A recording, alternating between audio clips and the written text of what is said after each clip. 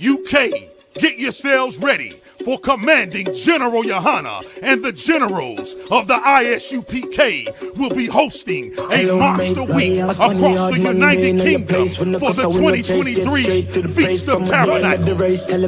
Thursday, September 28th, 7 p.m., 12 Shield Gen.Mahayaman Scripture Breakdown class live from Edinburgh, Scotland.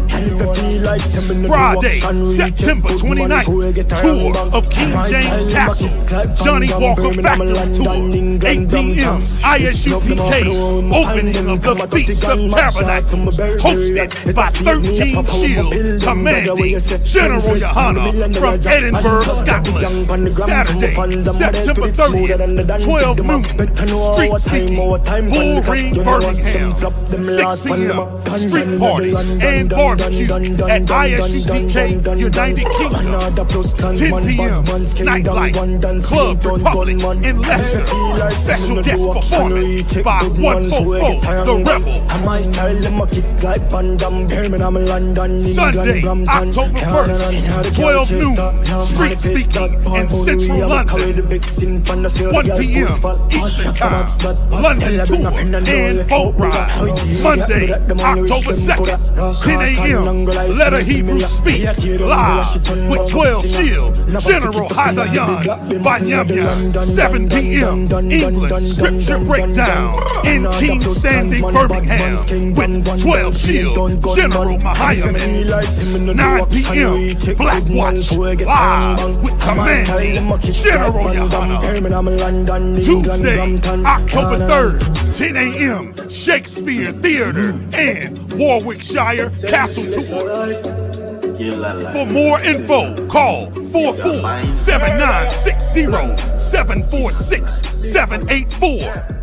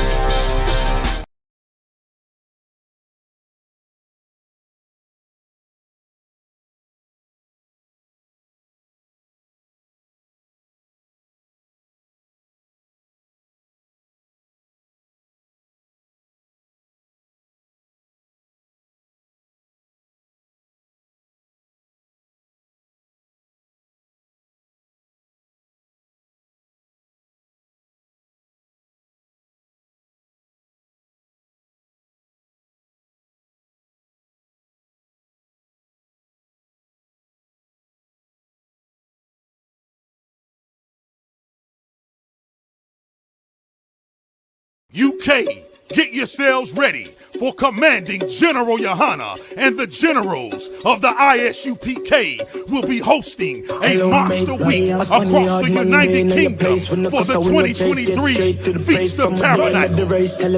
Thursday, September 28th, 7 p.m., 12 Shield Gen.Mahayaman Scripture Breakdown class live from Edinburgh, Scotland.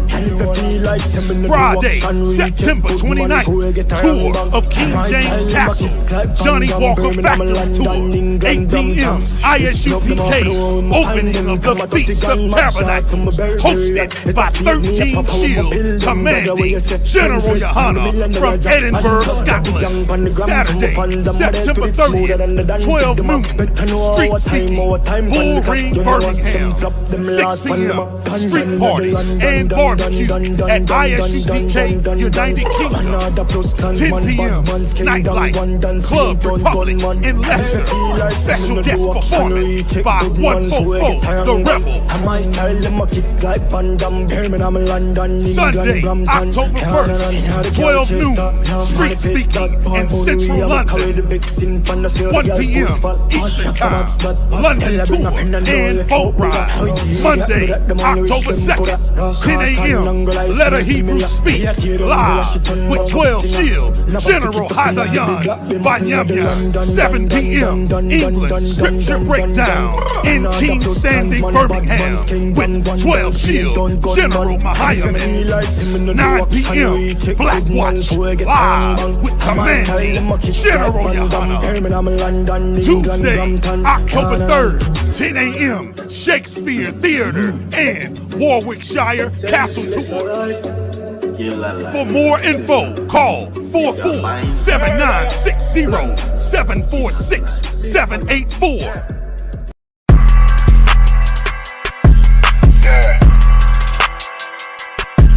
Yeah, you know what it is.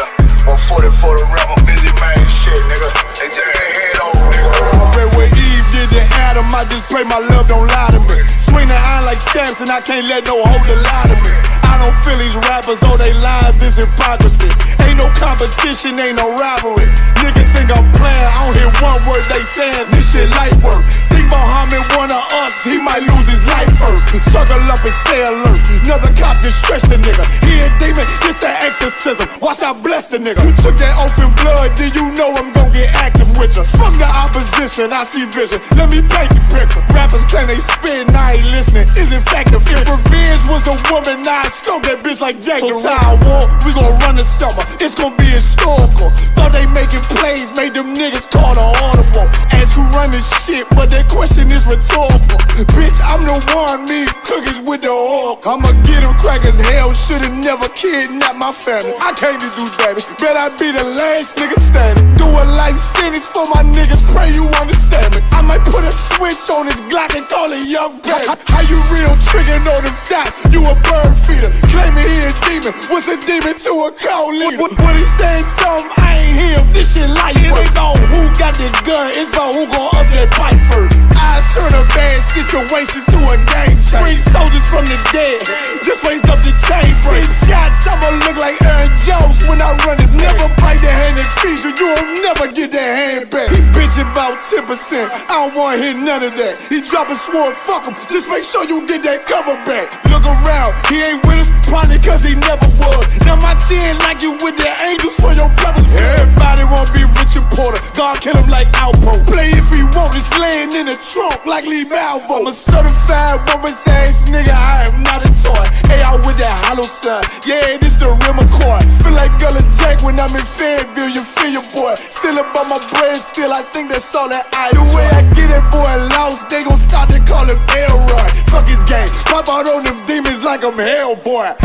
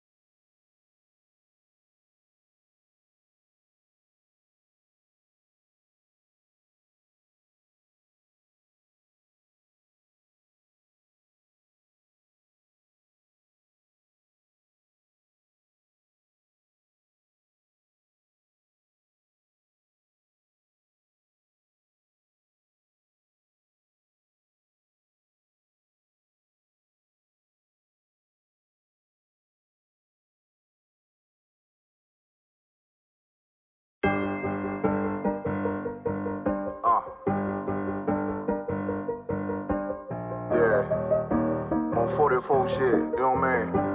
Busy man.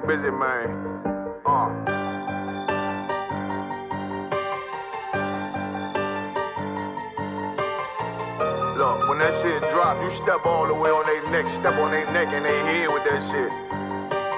Fine then, I ain't show no mercy, we gon' show them boy what time it is. I pop out like I'm Samuel, I got time to kill. Haters thought I died, I survived. They don't know how I did it, got it out the mud, straight to glory. They don't know how I feel, he nice but he don't show them skills, how I show them skills. He ride but he don't work the wheel, how I work the wheel. They mad, I'm too solid, circle tight, yeah, vacuum seal. No, they want my life, I ain't worried, I got rank for real. I got real soldiers, kill for me, nigga, watch yourself. They say you been in beast mode lately, you is not self. When you dropping that fire, precious minds, they inquiring. They can't stop what's coming, but I see them conspiring. Cross the line, them firing. This bitch here, finna break the spin. No kindness, I don't trust you, circle small. You can keep your features. Me and my niggas don't keep no secrets. In the field like Jeepers Creepers. Say they want some smoke, dawg. So I brought these chimney sweeps. Ain't coming like we coming, you can't even cap. These niggas don't run it like we running, bitch, don't even start. Bitch, I'm with my niggas till the end, till death do us part. So if you wanna leave, you can leave, bitch. Bless your heart, fine then. I ain't show no mercy, we gon' show them boy what time it is. I pop out like I'm Samuel, I got time to kill. Haters thought I died, I survived. They don't know how I did it, got it out the mud, straight to glory. They don't know how I feel, he nice but he don't show them skills, how I show them skills. He ride but he don't work the wheel, how I work the wheel. Ooh, I got a man, circle tight, yeah, vacuum seal. I heard they want my life, I ain't worried, I got rank for real. Take over in effect, yeah, I'm fully focused. You might not see it on me, just know it's women, that bitch fully loaded. Ooh, yeah, we up and rolling. Told them I need major motion. Think I'm joking, I'ma school them niggas like they baby Jody. Got it out the dust, now I'm too clean, don't know why they hate me. What you want out life, dawg? Guns and butter, baby boy. U.P.K top, dawg. Certified road runner. I'ma turn that econ line van to a damn tank. I got chopper stash in that attic like they Anne Frank. They had that shit on lock till I snapped on them like bolt cutters. You cannot play both sides, gotta choose your colors. See him throwing that one up with that W, that's my blood, bro. Fine then, I ain't show no mercy, I'm gon' show them boy what time it is. I pop out like I'm Samuel, I got time to kill. Haters thought I died, I survived. They don't know how I did it, got it out the dust, straight to glory. They don't know how I feel, he nice but he don't show them skills, how I show them skills. He ride but he don't work the wheel, how I work the wheel. Ooh, I got a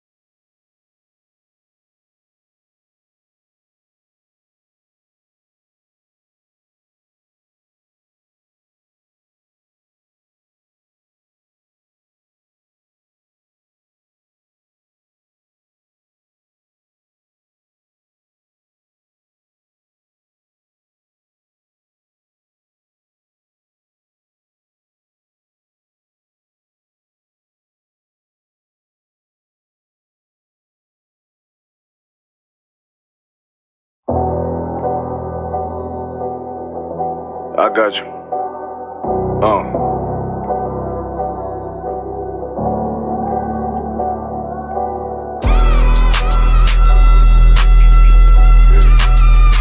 Let it vibe real quick. Look. The city eyes. It's time to Bogart. My God, a real nigga. Cause he wasn't no flaw. Posted on the corner like a watchdog. Family secure, got that shot in the closet by the mob ball. Fuck what they heard, tell them it's all true. Be cautious, that foundation voltage to fall through. Look, I keep this shit 50 times 2. Ain't no more heart in this game, I'm John Q. The colder than the avalanche, way above average. Revenge taste sweet, told him make me an apple crisp. Left us in the valley full of bones, this where hope found. Child become a man, dark sands get broke down. Riding through Evanston with Mark Quad. Telling me how them crackers turn his childhood to a ghost town. Poker stop, nigga, I lay that game down. I feel his pain, cause nothing is the same now. Let my light shine like heaven through a rain cloud. Glock have a fit like my child, no tangent. Try to warn them niggas, we bear arms like tarantula. Them other niggas rap, I make anthems. I really seen prophets under this banner. Make my enemies bow down on camera. Told my design I wanted black and white like a panda. I'm better than that nigga that sunk dirty Diana. Look, I move like a Brazilian, precious cargo. Spirit ancient, but I got a new semi-auto. Wave that bitch around like where's Wardo. Sleep if they won't, I cut through they Z's like I'm Zorro. Hate me for his name, so I gotta keep that steel clutch. Trust me, I'm not what you think. I squeeze till it click like Dorothy when the heels touch. The world got me dumb, I don't feel much. Ride around with Yaradon, just left the state bridge. Looking for a bitch better than Baby's kid. Remember I dropped Quiet Storm, I've been gone ever since. Still in the field, fuck them niggas on the fence, yeah.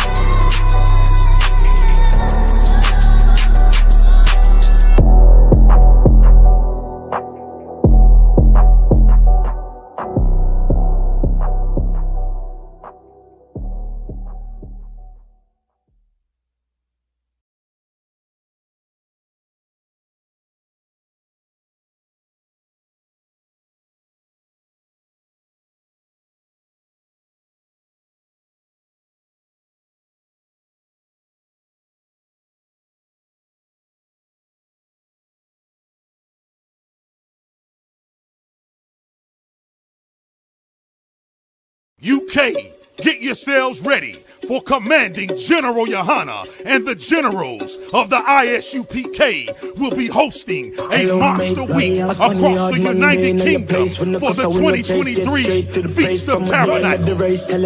Thursday, September 28th, 7 p.m., 12 Shield Gen.Mahayaman Scripture Breakdown Class live from Edinburgh, Scotland. Friday, September 29th, tour of King James Castle, Johnny Walker Factory Tour, 8 p.m. I.S.U.P.K. opening of the Feast of Tabernacles, hosted by 13 Shield Commanding General Yahanna from Edinburgh, Scotland. Saturday, September 30th, 12 noon, street speaking, Bull Ring, Burmingham, 6 p.m. street party and barbecue at I.S.U.P.K. Clap it up. Wait. Most High in Christ. First of all, say the water to Commanding General Yahanna for bringing us all out here tonight. We're gonna get it on. He, of course, will be doing the grill after this class tonight. This class, I'm going to answer all of your questions and solve all of your problems. The mysteries of life. The things that you would never ask your pastor for fear of being kicked out of the church, you can ask in here tonight. The things you're too afraid to say in front of politicians, you can ask in here tonight. I'll answer all of your questions. Also, tonight we will go into New Age mysticism. Does everyone know what that is? I learned about that recently from the brothers in the UK taught me about that. About Brother Polite and Red Pill, and about the chakras and the sage. And what the stones, is that it? Stones, the stones and the iron they wrap around stones. The iron they wrap around the stones, and especially some cat named Red Pill Captain Tazaryak told me about years ago. He told me more about him than that. I called Captain Tazaryak just to ask him about him tonight. He's a lunatic and a nut. And we'll go into him tonight and go into what he believes and go into the core problem. The core problem with, is it called New Age mysticism or what is it called? They call it woke. Okay, it's New Age mysticism from the 70s. That belief that, you know, God is in everything and you are God and everything is connected. There's no good, there's no evil, but all things are connected. And the universe, and, you know, referring to the universe as if it's a living being, that is from the 70s. And it's called New Age mysticism. And there's, of course, it's all a lie, just like Christianity and Islam is all a lie. Fake Israelite groups, all a lie. But it's something wrong with it in the core that I can all but guarantee that the people who participate in it do not understand. And it's the same thing that's wrong with all the religions of our other nations. That's right. And I will go into it tonight. When I get into my topic. But now I'll take any questions in the room or online, Captain Mashak. This tea is excellent too. Give it a hand. The water. I see why you drink it. Go ahead. And something excellent, Captain Shamgar gave to me to strengthen it and fortify it. What's this called, Shamgar? Cream liquor, straight to the point. It's excellent. The water. That's a real Benjamin. What's it called? Banana. it's just a grunt and a banana. Go ahead.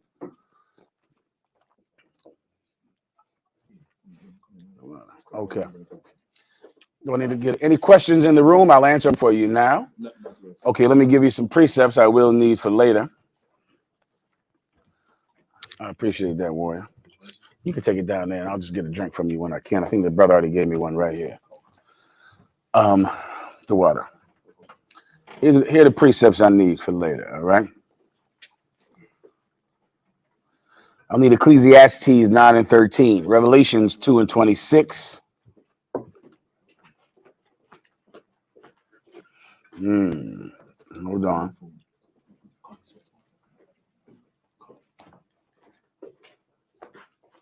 Yeah. And Psalms 2 and 2.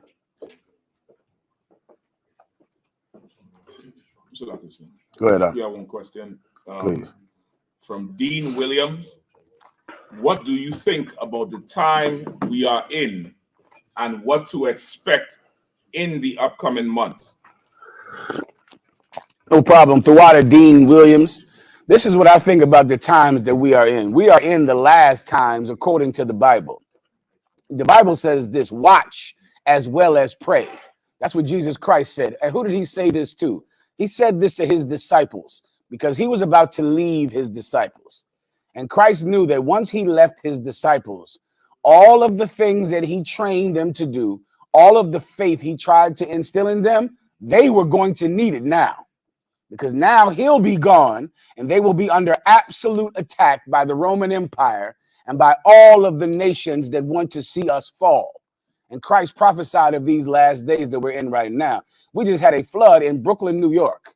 And to see it was, awe-inspiring. To see a flood in Brooklyn. It's something that you would never, ever think could happen. That's the time we're living in.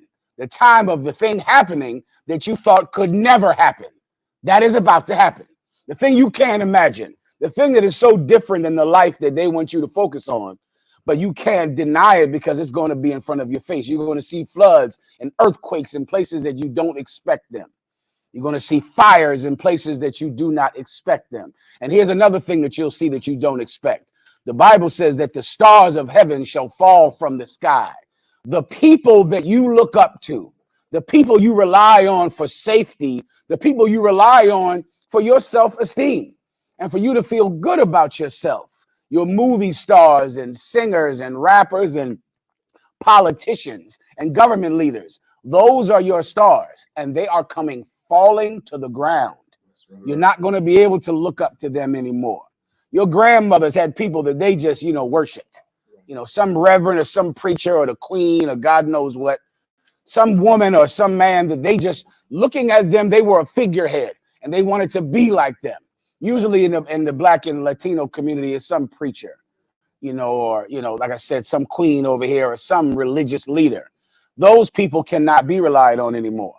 And everyone is going to see that they cannot be relied on, which of course leads to the rise of New Age mysticism from the 70s, because you're going to see all kinds of charlatans and pimps use the exact same game that the Christians used. They'll use that outside of the church. They'll stun you with music and with lights and with, you know, miracles and strange things to make you cry. There's some new place they're building in Las Vegas called the Sphere. And it is some magical place to have concerts. But to look at it, it looks like what you would imagine heaven is. And they built this place out in the desert of Las Vegas, Nevada, back in the States out, so you can have a religious experience at the Taylor Swift concert. You can go to that concert and cry. Go to that concert and lift your hands in the sky and sing. They're going to give you a religious experience. So why? Because the church is falling. Our traditional leaders are falling. That's the times that we're in, not the last times. Now, it's important, just like the disciples, that you understand that. Why? Because in these times, we will be absolutely under attack, because the people will see the changing of the time. Give me that. Give me one precept if I could. Give me Jacob and Esau's heel if I could in the Apocrypha. To show the brother what times we're in. Any other questions, just get them on deck, all right?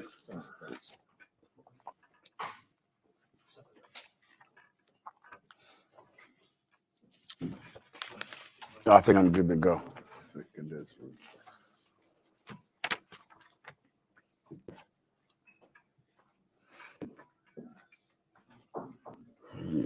Let's have a little scotch since we in the UK. Get a scotch out here, hand. And close to Scotland, hell.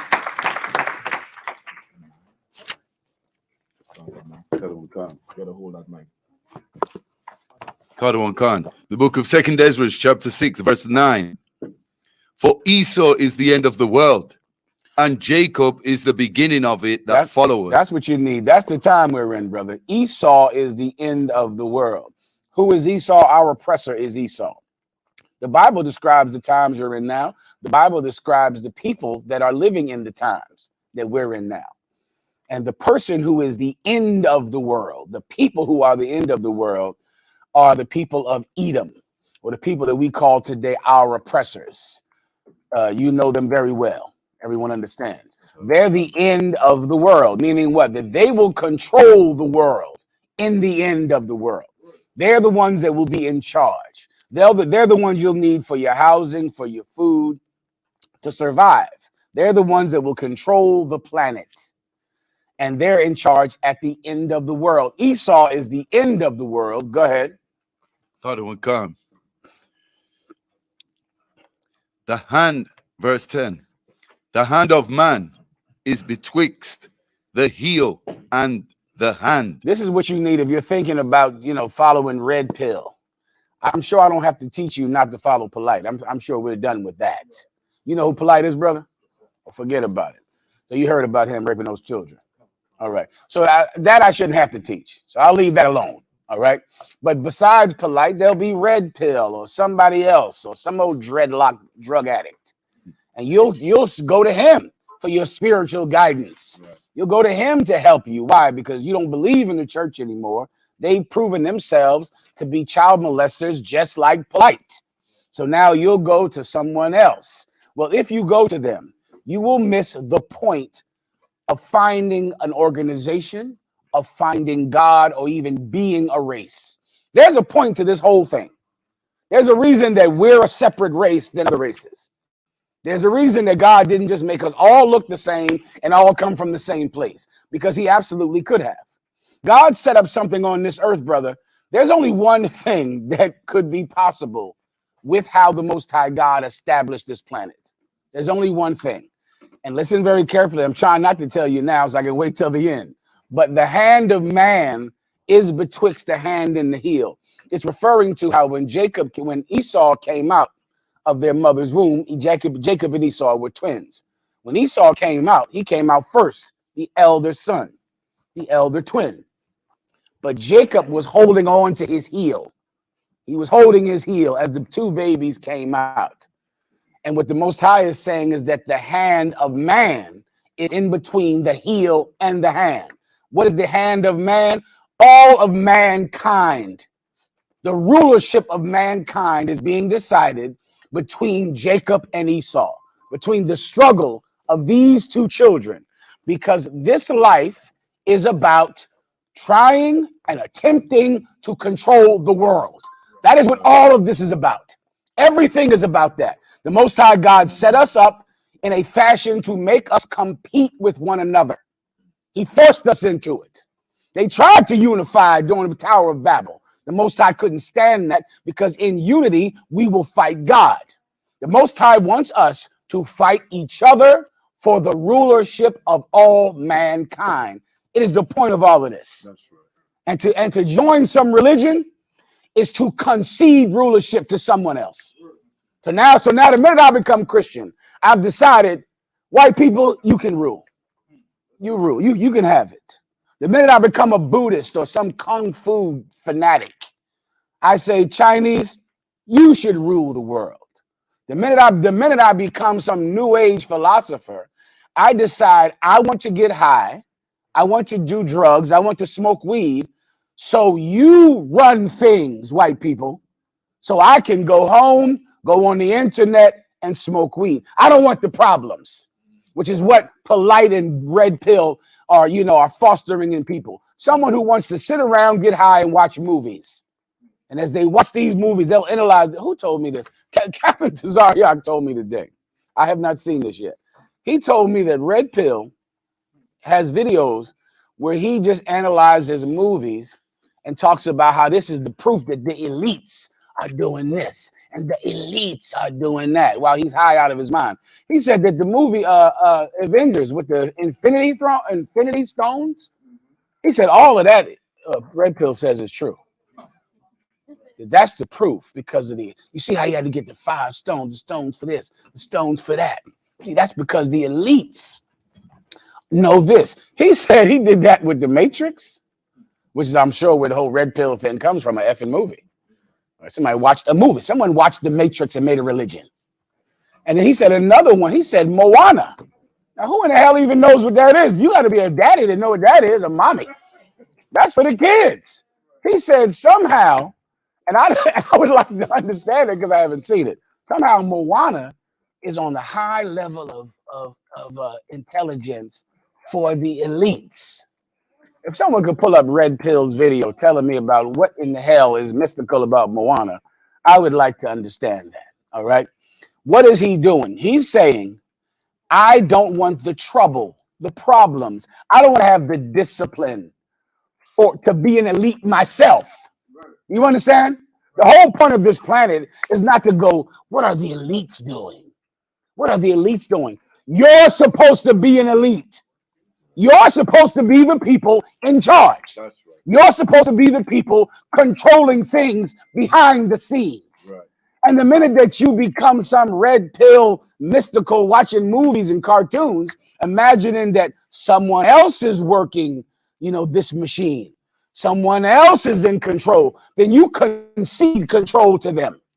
And this world, this life is about war. Everything you are, everything you do is about that. The point of the war is to decide who will rule. It's to decide. Everyone understands. You got that. That's what times we're living in. Done. Next. Anything else up? Not yet. Then let me give you a precept. Okay. We have someone just responded. Go ahead. It's from Jahim Salakia. So how do you warn the family and friends that think we have time to slack? Let me tell you about Christ said this. Christ had family and friends. He had a mother.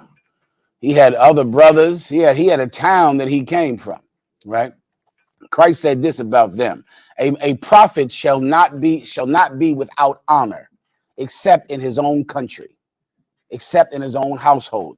It is very difficult for you to get your family and friends to believe that you are a prophet of God and that you know something that they don't know because they look at you as little Jimmy running around the house.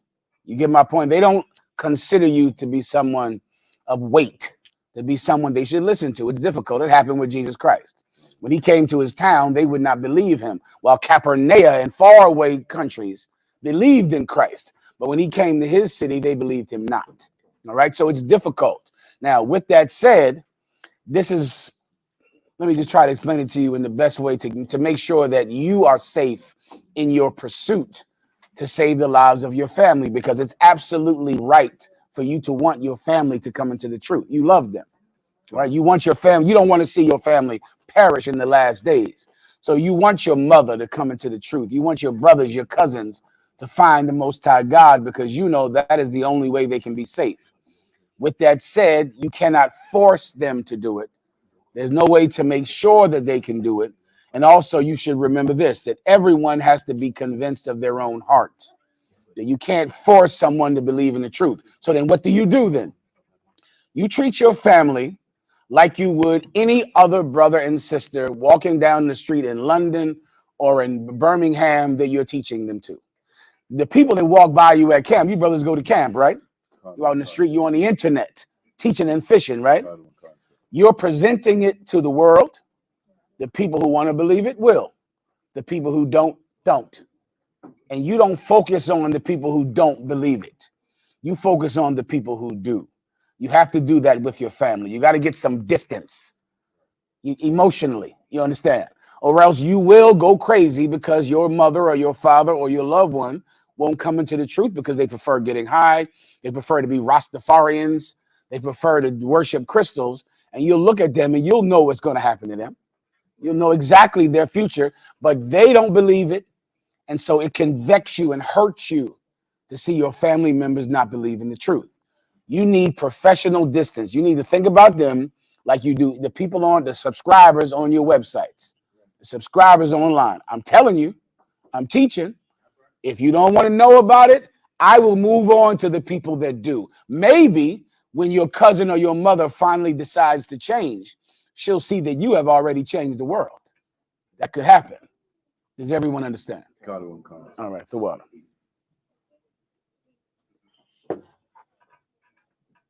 Yeah. Let me get the sister in the back. You had a question, sis? Please.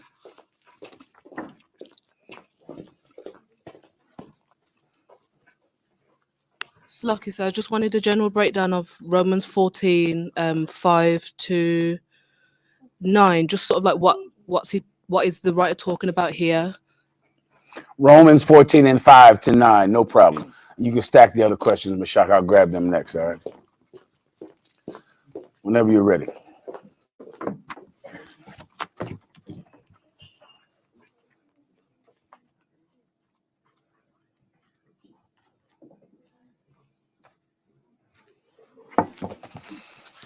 The book of Romans, chapter 14, verse 9. See me one more time, warrior. Whoever did this, I forget who did it. Throughout. What's your name again, up? Rawborn. Throughout. Go ahead, up. Kadawan Khan. The book of Romans, chapter 14, verse 9. For to this end Christ both died and rose and revived, that he might be Lord both of the dead and living. Read it one more time. Give me one verse above it, please. Kadawan Khan. The book of Romans, chapter 14, verse 8. For whether we live unto the Lord, and whether we die unto the Lord. Everybody understands that. Whether we live unto the Most High. Whether we die unto the Most High. Does everyone see the spirit that is trying to teach you? I think it's making the point, sister, that I was trying to make earlier. That's a warrior's mentality, to think like that. To think like I'm not someone trying to make sure that I can live every second and every extra minute that I possibly can. Because if I live for the Most High. Meaning, if I'm alive, then I'm going to serve the Most High. I'm going to fight for him to rule the world. Right. If I die, then I'll do it for him. Right. Now, there's only one reason to even need to think like that. Civilians don't need to think like that. You know, if you're going to smoke weed, then you don't need to think like that. You can just smoke weed, get high, watch movies and get high. I'm sure, you know, there's some movie that's coming on soon that you can sit down and analyze and get high and see mystical things in that movie. There's 1,000 Marvel movies, so you can go to town right there. There's about 3 Infinity Wars. We can start with those. You don't need this kind of self-discipline, this kind of self-purpose, unless you're trying to rule the world. So he's saying, we're in Romans, right? This is Paul speaking. Okay. Because at this time, what was happening with Paul? Paul was in prison, man. Paul had went to prison, unjustly went to prison, did nothing wrong to go to prison. He didn't go to prison like you and I for being criminals. He was not a criminal. He went to prison simply because the people who were ruling the world did not want his faction to rule the world. That's right. They didn't want that to happen. The other factions were ruling the world. I'm talking about among the Jews themselves, the Sadducees and Pharisees. They wanted to rule the world, but they saw that Paul was creeping up on them and that he was a threat to becoming the next ruler of the world. So they found all kinds of backwards and underhanded ways to get him locked up, much like they did his king. All right. So now he's in jail and he's thinking about his life and about the sacrifices he made. And he's thinking about, you know, his purpose. And he's saying, if I live, it's for the Most High. If I die, it's for the Most High. Continue. Khan. Whether we live, therefore, or die, we are the Lord's. That's it. That's it. That is so one West. That is what Commanding General Yahanna has always taught us. That's right. Whether we live or die, we still belong to the Most High. So whatever. What does that give you? Something that you Christians and fake Israelites and chakra worshipers and stone worshipers might not understand. It gives you courage, man. Right. That's what that does. This is how you get courage. Well, you're not constantly trying to save your life. That's not all that's important to you. You think that the only real man is the man that just cares about his family. He cares about his family. Oh, he's a good family man, Michelle. He cares about his family. What's important in life? A real man must take care of his family. A real man must do that. You know what that does? If you take care of your family, who in the hell is going to take care of theirs?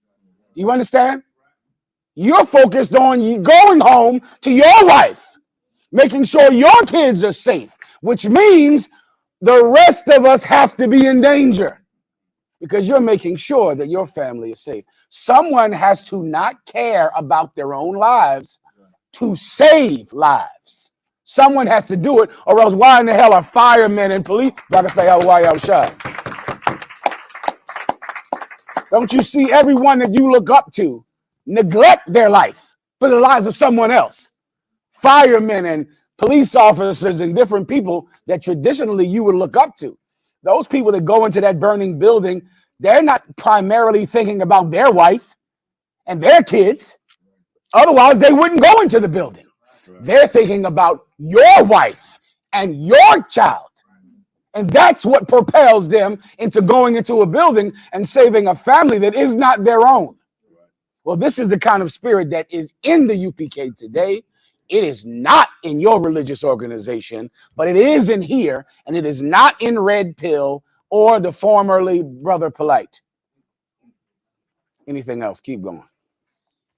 Khan. For to this end Christ both died and rose and revived, that he might be the Lord, Salakia, that he might be Lord both of the dead and living. Oh my goodness. Now, to this end, meaning for this reason, Christ both did what? Both died. He both died. This is the reason he died. The reason that he had to die is because without him dying, you would be focused on your own selfishness, on your own lust. What was Israel focused on before Christ? Sin, crime, being the best Roman citizens they could be. That was them, brother. That was like so many of these British aristocrats around here today, the black and especially the West Indian ones, who think that they are so aristocratic. They're so much better than you who's from the streets and from poverty. And they're hoping that you can let go of all that patois and stop talking like that and stop thinking like that to become more like them. They think they're so wonderful. Well, before Christ, that's how the nation was. He had to die so that sinners could get a chance to change. Without him doing that, no one could change. You'd have to just be whoever you were before. Continue. Both to die, go ahead. Khan, both died and rose. And then he did what? And rose. He did what? And rose. Then he rose from the dead. He didn't just die, he rose from the dead. Keep going. Khan, and revived. Meaning he came back to life, which is what the term revive means. Keep going. Khan, that he might be Lord, both of the dead and living. What does that mean? Before I give it to you, I don't have much time. That he did this. He died and then he rose so he could be Lord, master of the dead and the living. Now, how did that make him master of the dead and the living? It's right in front of your face. You just kind of got to shake off the, this magicalness of it. But it's very simple. By him dying, that made him master over the dead. Who are the dead? Sister in the back. Is she there? I can't see her. I don't see her. Who are the dead? Now remember, it's the Bible. It's written by blacks and Latinos. It's not written by white people or oppressors. All right. Go ahead. Give my hand, Officer Rawbon. Right. Because if he didn't die, then I wouldn't owe him my life. You understand? But because he died, I owe him my life. It's like I'm not sure how your court system over here is, but I know the court system in America. And you're going into that jail, and you're going to stay in that jail until what? If you have a similar system over here, go ahead. Okay, but what if you want to get out before your sentence? You know, come on. So we say that again? Say it again. So you're sitting in prison. And damn, I mean, if your court system is broken the way it is in America, how long can you sit in there until your trial? Let me tell you how long it is in New York. About 7 years. About 7 years. This brother Khalid Browder sat in that jail 7 years and then died. An innocent man because he was never convicted of a crime. And in America, I'm sure like it is in Great Britain, you're innocent until you're convicted of a crime. So every brother sitting in prison, every sister in jail who has not had a trial is innocent legally because they have not even had a trial yet. They're just holding them until they can see if they're guilty or innocent. So if you haven't had a trial, you're innocent. Well, in New York, you can sit in there for 7 years because the system is backed up, because it's too crowded, because the whole thing is broken. Officer. So like you say, in the UK, in the UK, you can only be on remand for 12 months unless the CPS get an extension. You don't have bail here. Can't, sir. But remand is to stay. I got you. So after 12 months, then what? You have to be, by law, by legislation, you have to be taken for trial unless CPS, the Crown Prosecution Service, get an extension. And does that actually happen? Yeah. In murder cases. In murder, because in America they have something called the right to a speedy trial. It's written in the Constitution that you are not supposed to stay in there long, and of course they found a way to keep you in there 7 years. Now, I'm not sure how it happens over here, but I've always heard about these. They're not allowed to do that, and then you're in there 5 years, and you're in there 2 years because of this, that, and the other thing, and so somehow there's a way to get around this rule. Now, once again, for tonight, all you need to understand is the premise. You want to get out of jail. Someone has to put their house up to get you out of jail. Someone has to sell their car. Someone has to become a surety for you that if you run and you don't go to trial, then they lose their home. Usually it's somebody's grandmom over in America, your mother. Your mother now, she puts her house up so you can get out of prison. This is something very familiar to everyone in America, right? It has to be familiar to you out here, at least a little bit, right? You owe your mother now because without her, you'd be in prison. Well, if Christ didn't die, then he would not be Lord over people who are criminals, right, people who are sinners. But now because he died, we owe him, because if not for him, we would be punished. But we're not punished. We're out. Here we are right now, sitting here, not in some prison rotting, not in some grave with feeding the worms, but we're out. And the only reason we're out is because he put his life on the line so that we could live. So by him dying, he became masters, lords of the dead. Everyone understands? Keep going. For to this end Christ both died and rose and revived, that he might be Lord both of the dead and living. Then after he was dead, he came back to life. He didn't rot in some grave. The Bible says he will not see his Holy One suffer corruption. The worms, he didn't feed the worms. That's not what he did. He didn't get down there in that grave and decay. He did not see corruption. He's alive. And because he's alive, he is Lord of the living. Now, who is the living? Just think what I just said before. Go ahead. I.S.U.P.K, sir, people in the truth. Give him a hand. That's absolutely a fact. Why? Why? Because we can't follow some dead man who's gone, because we're alive and we need instructions now. He's still here to guide us because he's not dead. He's not like you're trying to follow, Queen Isabella or, some nonsense. Who's somebody a long time ago? Queen Elizabeth I over here. If you're trying to follow her up, she doesn't have authority over you anymore because she died in the damn 1600s. So men after her will change whatever they want to change after Queen Elizabeth I, because why? They're alive.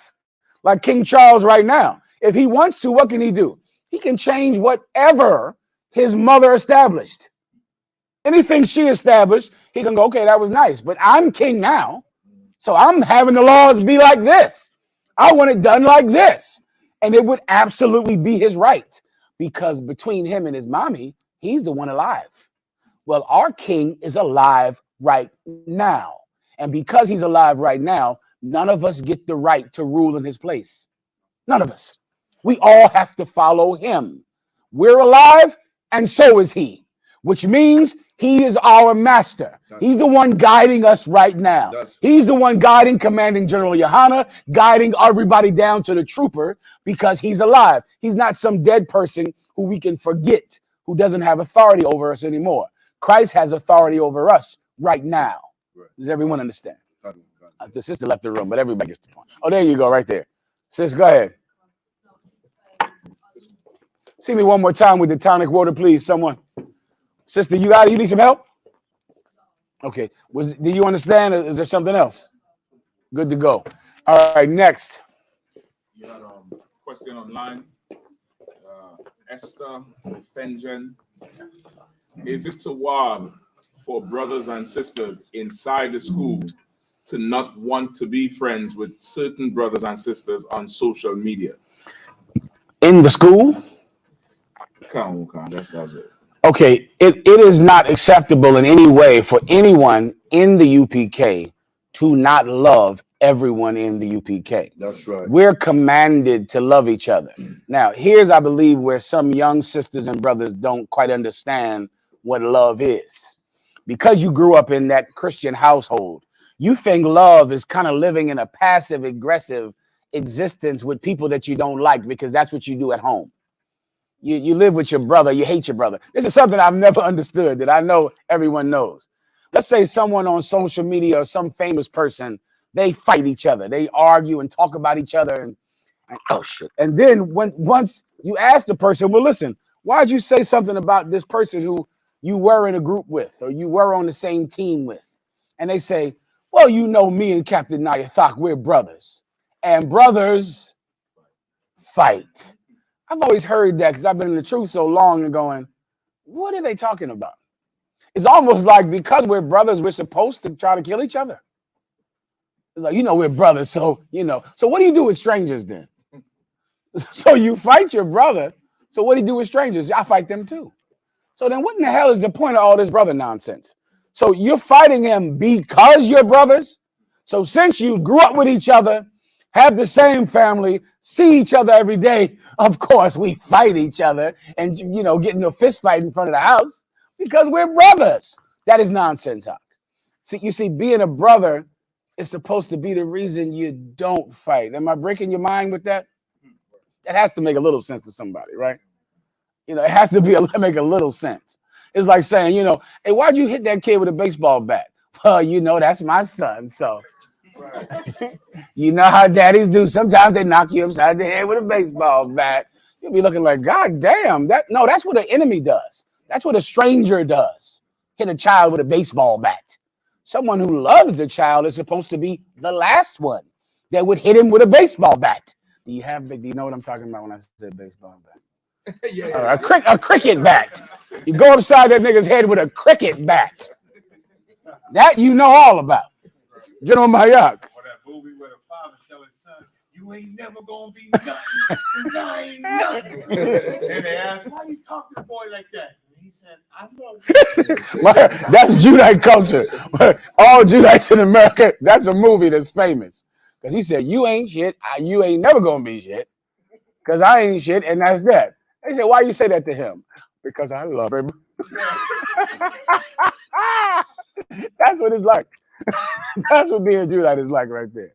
You see, it's not supposed to be like that in here, right? If we are together, then we have to love each other. But what you might not understand is that loving each other means you have an obligation to correct them. So if someone is on social media doing something or saying something that's wrong, that you know that offends you, then you are supposed to tell them that they are wrong. And if they say, you're right, I'm taking this off of social media, I'm deleting it, and I'll never do it again. If that happens, then it's over.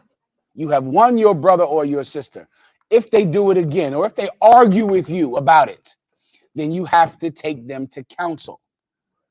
You're not supposed to hate them or not be friends with them. You're supposed to take them to counsel. It's your obligation so that this family does not fight. I'll give you the brother scenario. Two brothers might fight each other unless a parent gets involved. Now the parent comes in the room and says, what are you two doing?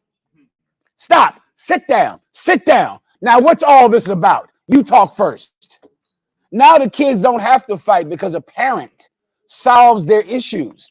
Sometimes you young brothers and sisters on social media, you're trying to solve your issue among each other. You need a daddy to come in there and fix that because you're an effing child.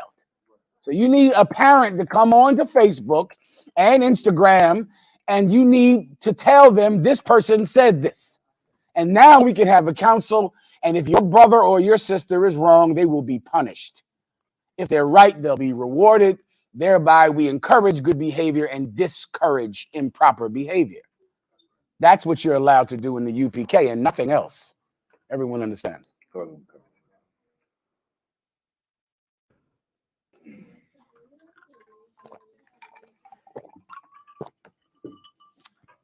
Oh, sorry, like anything else? Yes, sir. Go ahead.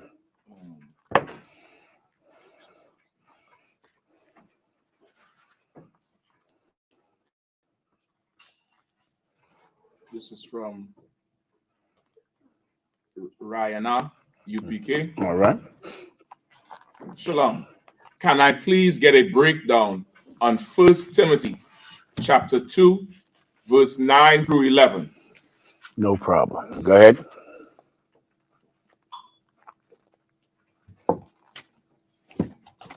Kadawan Khan, the book of 1 Timothy chapter 2, verse 9 through 11. Kadawan Khan. In like manner also, that women adorn themselves in modest apparel. Let's go one verse above it. Kadawan Khan, the book of 1 Timothy chapter 2, verse 8. I will therefore that men pray everywhere, lifting up holy hands, without wrath and doubting. Verse 9. In like manner also, that women adorn themselves in modest apparel. So the first part, just to sum it up, the Most High is just first talking about a man's responsibility, a man's customs in the truth. This is all about brothers and sisters in the school. And then he's saying, just like a man has to do this, women must do this. And all of these things are about expressing sincerity to the Most High God. So the man is going to pray to the Most High God without anger, without wrath, meaning what? Without being angry at his brother. You get my point? Because that's what every church and every religious organization is full of. People who pray to the Most High God and hate each other. These, of course, are the precepts for this very precept we're reading right now. All right, how men claim to love God, but then they hate their brother. If whosoever hateth his brother and says he loves God is a liar. So Paul is saying men ought to lift up their hands and pray to the Most High without wrath, without what's the other word?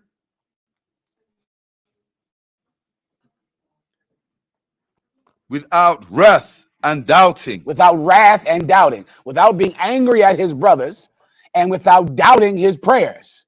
You have to have some faith. So now the men have to be sincere. They have to really believe, which is something that is rare in this world, but commonplace in the Israelite school of UPK. That's right. Out of 1 West 125th Street, Right. Harlem, New York. It's common in there.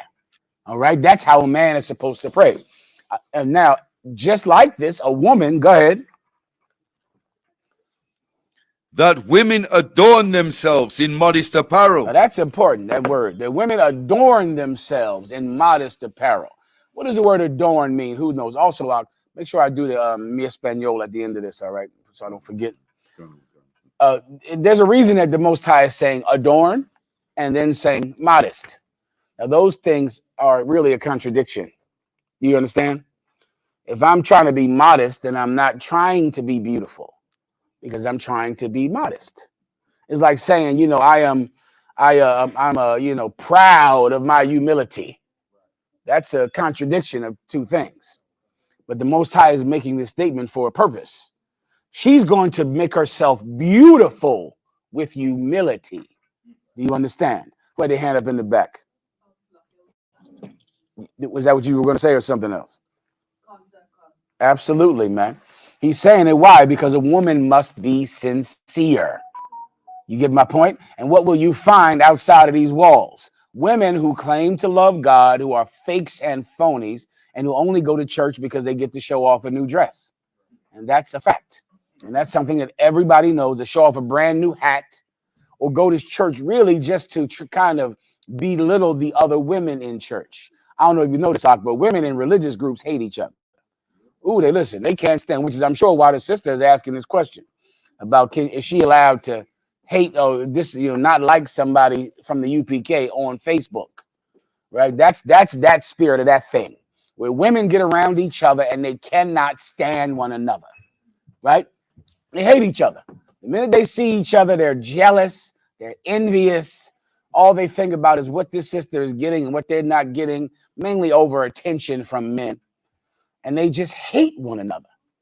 And what Paul is saying is that if you are going to be in the truth, you're going to have to be just as sincere as the men. That is not required of women in fake Israelite groups and in churches. The men are able to be the ones, expected to be the ones that are actually sincere. But women really don't have to be sincere. They can talk about another woman behind her back. A woman cannot do that in here. And here, if a woman is talking about another sister behind her back, it's bad-mouthing the sister. It's sitting around there, because I don't know if some sister's on Facebook and you don't like her and you're not taking her to counsel, you're absolutely telling another sister that you don't like her. That you're doing. You're not going to tell her. No, you would never do that, because you love, being sneaky so much. And some women love being sneaky, like a dope fiend loves dope, like a drug addict, like red pill loves weed. Right.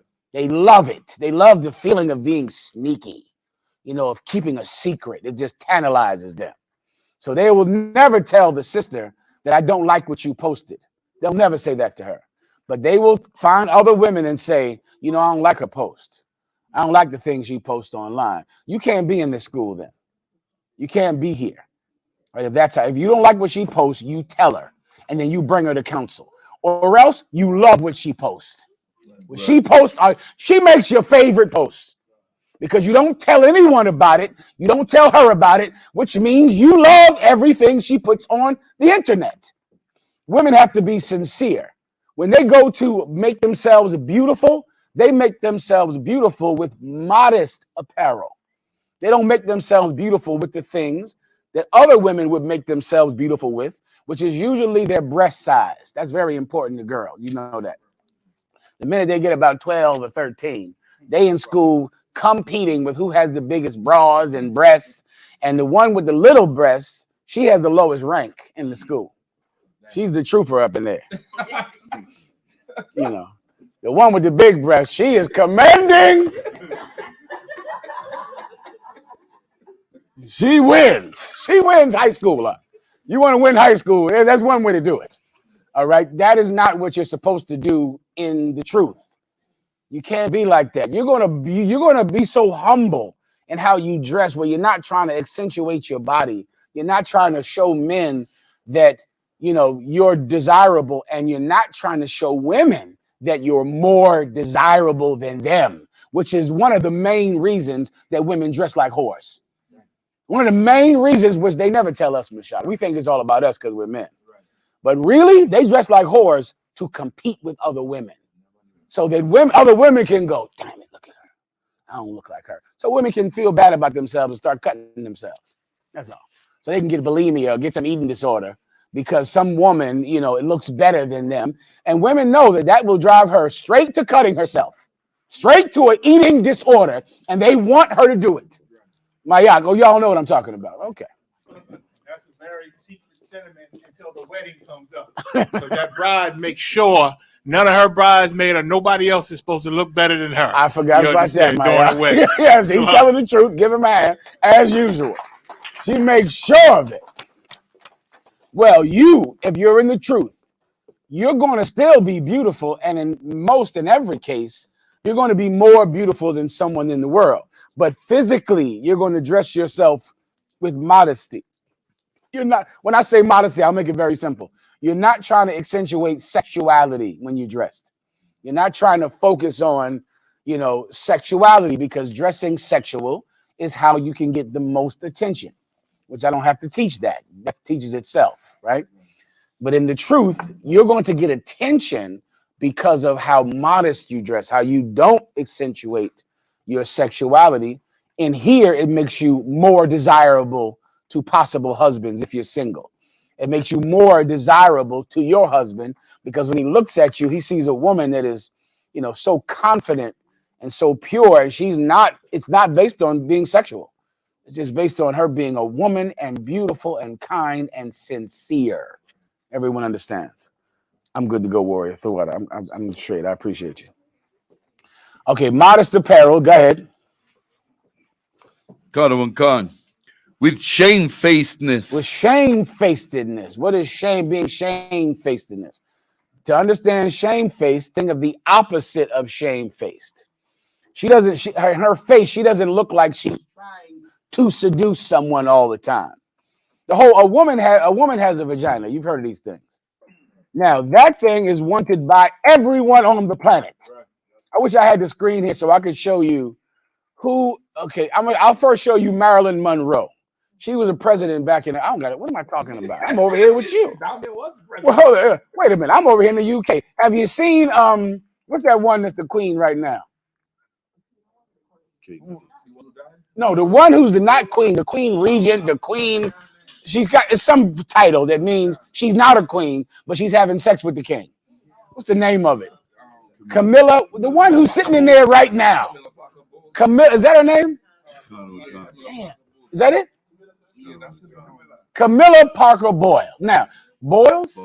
And what's her title? Queen Consort. Water. Give her a hand. You watch that news. She knows the BBC News. Queen Consort, which just means I'm not the queen, but I do have sex with the king.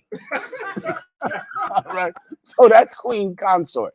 Now, you see what she looks like. All right. Now, she's no beauty queen, y'all. No. Okay. And now, his previous wife was Princess Diana, which was considered great beauty and the most beautiful woman at that time. Here's the point. What they look like means nothing to a man, because he wants to have sex with all of them because of the vagina. Over in America, we had some cat named John Kennedy who was having sex with Marilyn Monroe, who was considered the most beautiful woman on the planet.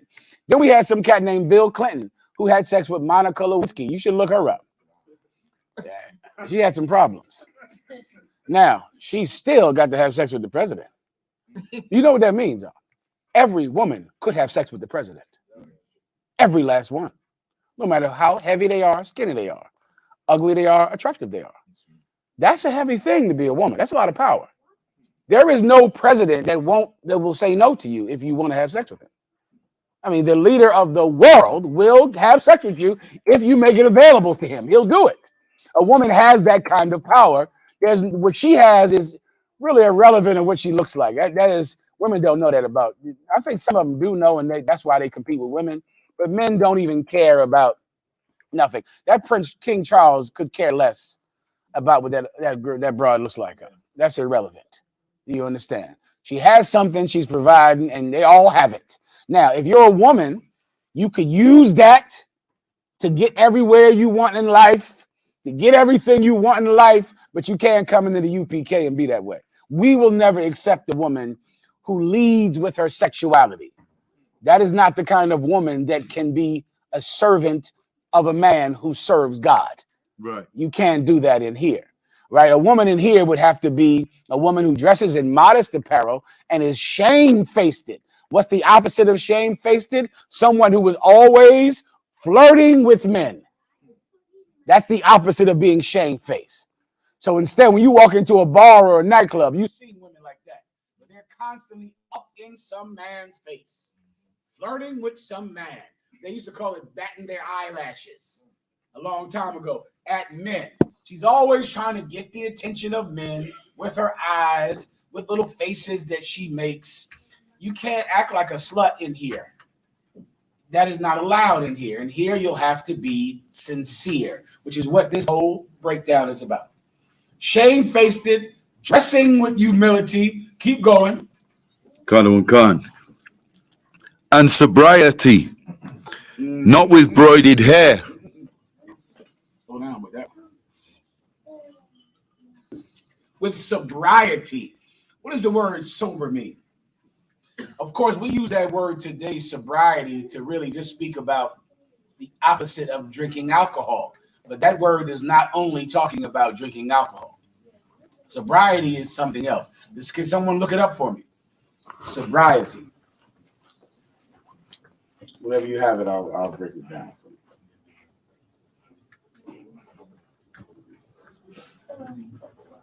for you. Please, knife up.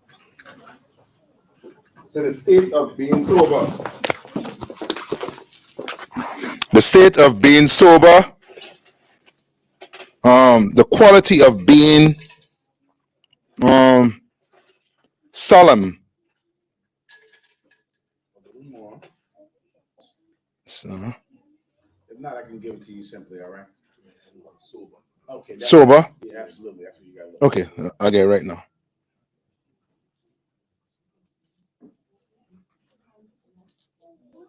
Oh man, I ain't coming.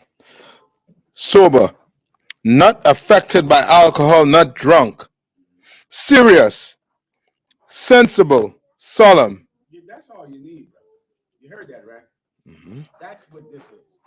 A woman in the truth has to be serious, sensible. Mm-hmm. That's sobriety.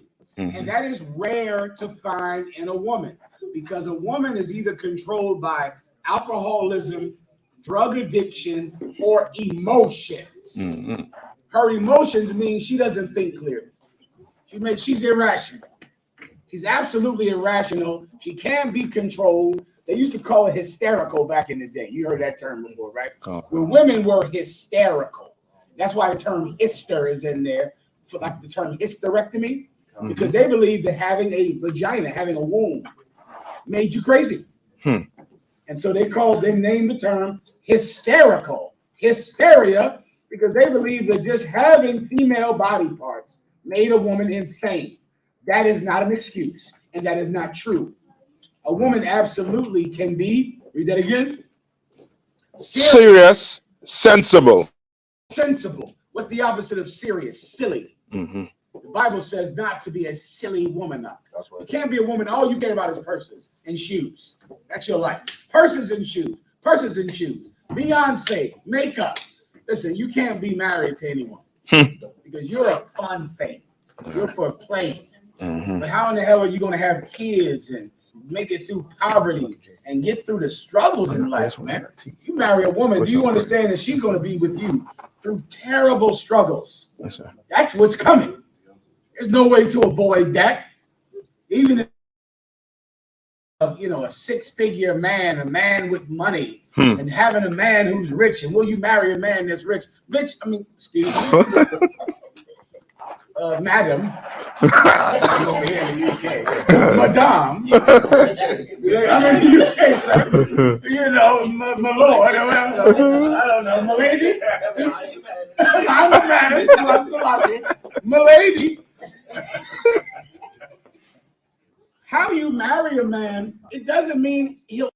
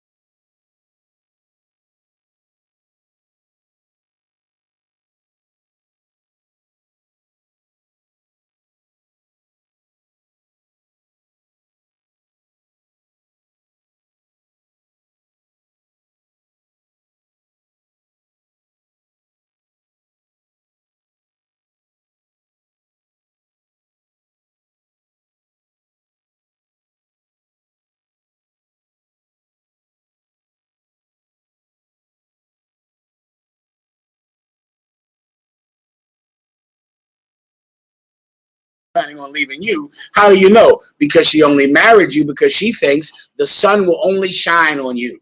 You'll never have a bad day. Your businesses will never fail.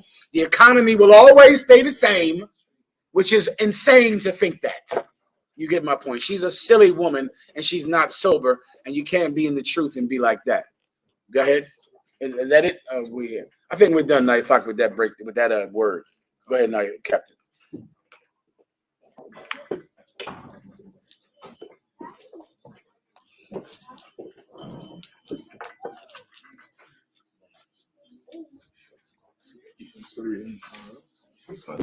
How far does she want us to go down? Yes, I think it's 9 to 11.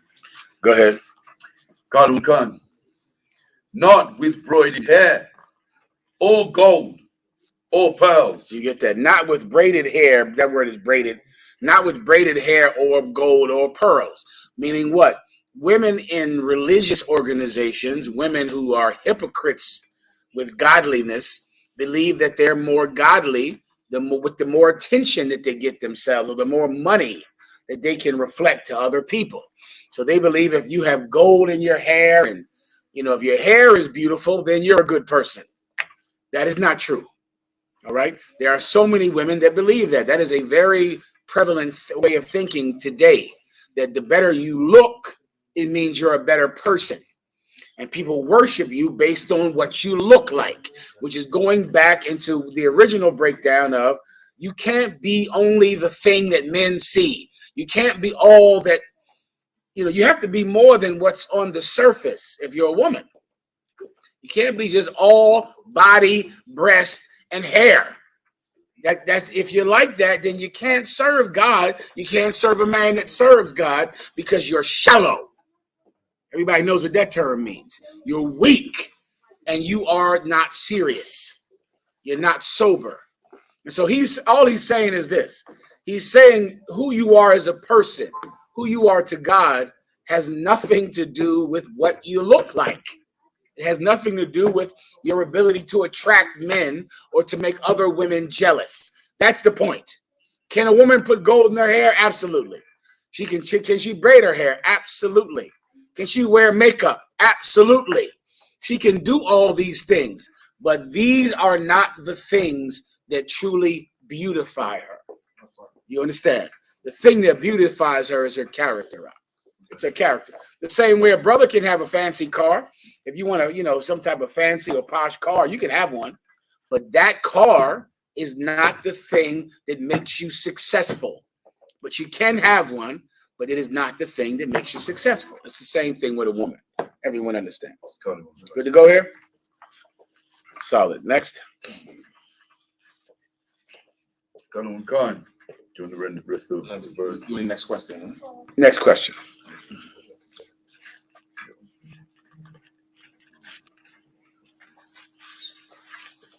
Okay. Next question is from Samantha Cabrera. Talakia Adawan, can you please help me with this? My dad keeps telling me we are under the law of Paul, and we have really only one law to love each other. How do I swiftly cut this? You swiftly cut it with the two greatest. Which are the two greatest commandments? That's what you need. And I'm using that because she said swiftly, or he said swiftly. All right. Give me the two greatest commandments. How do you love your brother and not keep the law? That's impossible, brothers and sisters. All right. For instance, I could say, if I say, well, I love you, but I am going to steal from you. I am going to sleep with your wife. I am going to steal your horse and steal your cow and steal your land. And I'm going to unalive your children. But I do love you. That's, you know, that's silly. All right. I've been teaching this for so long. I wish people would stop doing that. It's, you know, boring. There's no way to love anyone and still commit crime to them. You can't do that. That's impossible to do. If you love someone like that, then your love is in word only. I take that precept too. Love in deed and not in word. If you actually love someone, you would have to keep the law, or else you would hurt them. You would hurt them if you don't keep the law. I read the precepts and then what I said. Matthew 22, Go ahead. to 14. Go ahead. Khan, the book of Matthew, chapter 22, and verse 36. Master, which is the great commandment in the law? Now, that's similar to the debate that they're having in their home or with people that they love or whatever. They're saying that we only have to follow the law of Paul. There is no such thing as the law of Paul. That doesn't exist. Paul taught the law of Moses. Paul taught us how to keep the law of Moses because Jesus Christ taught him how to keep it. That's right. There's only one law in the entire Bible. There's no such thing as the law of Paul. Everybody gets that, right? Now, this is similar to the debate that he's having, all right? They're asking Christ, which are the greatest of the commandments? Remember, there's over 622 laws or commandments in the Old Testament. Christ came and increased them. So at this time, there are only 622 because this is happening before the New Testament was written, right? So they're coming to Christ, walking up to him, the Sadducee and Pharisee, and they're saying what again? Master, which is the great commandment in the law? Meaning there's a lot of laws, which is the great commandment in the law, meaning the best one, the biggest one, the most important one. Go ahead. Jesus said, thou shalt love the Lord thy God with all thy heart. Here we go. Here is the great commandment. Thou shalt love the Lord thy God with all thy heart. Keep going. And with all thy soul. Now, how would you love the Lord thy God with all your heart and all your soul? He's not here for you to give him a ride to work. He's not here for you to loan him, 5 pounds. So how do you love God? There's only one way to love God, and that's to obey him, to do what he tells you to do. This is the great commandment. Love the Lord thy God with all thy heart and all thy soul. Now that's in there for a reason, because of course just loving him is not good enough because of who we're talking about.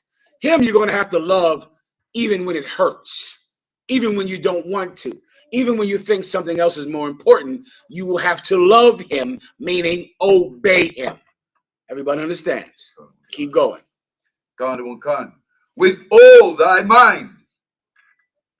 Keep going. This is the first and great commandment. That's the big boy right there.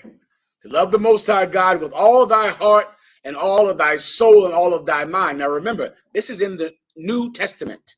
This is not in the Old Testament. This is in the New Testament. That's what the New Testament is trying to teach you to do, to obey God, to obey his laws, his commandments. That's the only relationship you could have with God, because he's not a man. He doesn't need you to help him.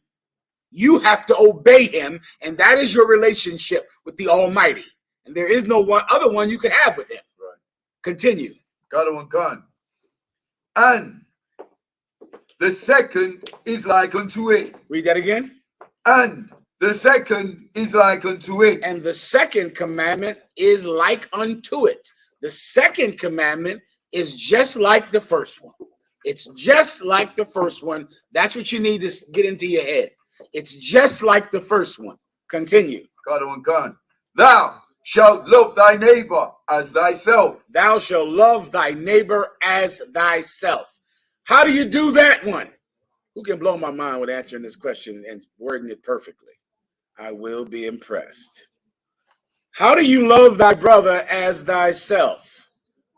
The word neighbor means brother when you look that word up. Let me give it to you. See if someone online, I'm sorry, Michelle. See if someone online can answer that question. Because the first one is like unto it. How do you love thy neighbor as thyself? Remember, it's like unto the first. That's all you need. So, I'm giving it to you. It's the same answer as the first. Right? It's the exact same answer.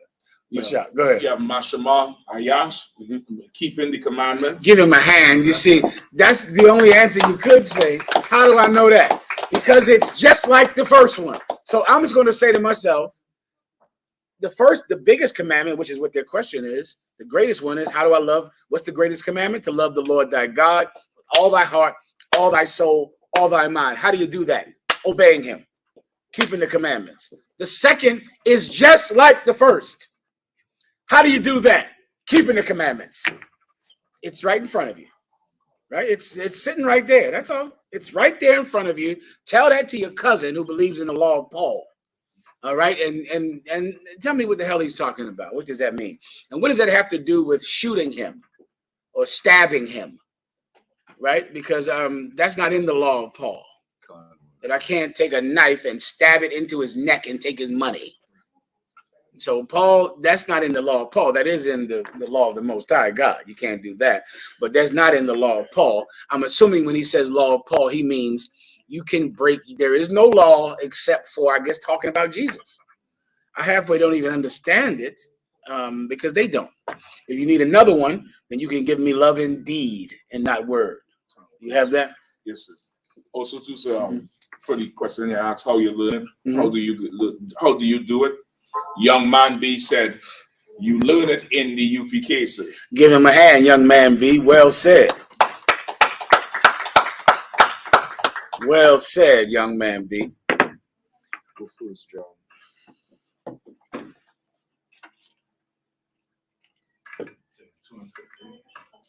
3 and 18.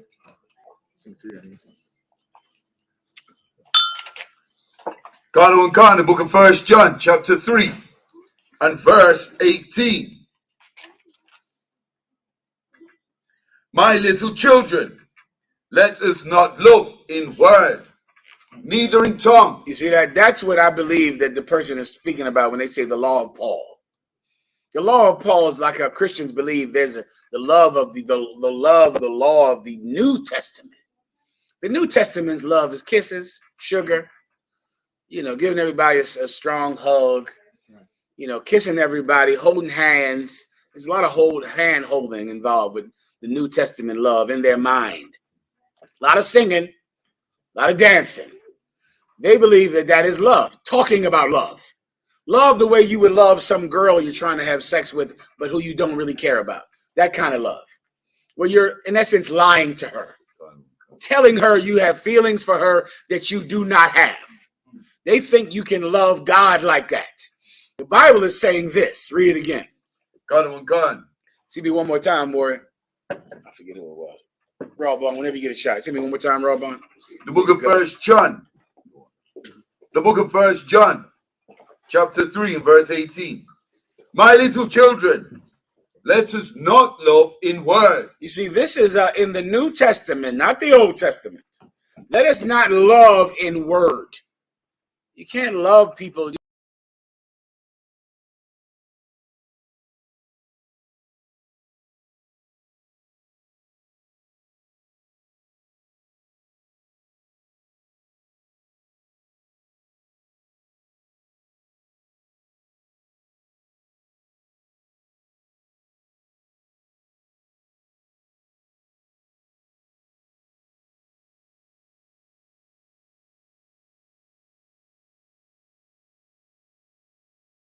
Let us not love in word. Let us do what?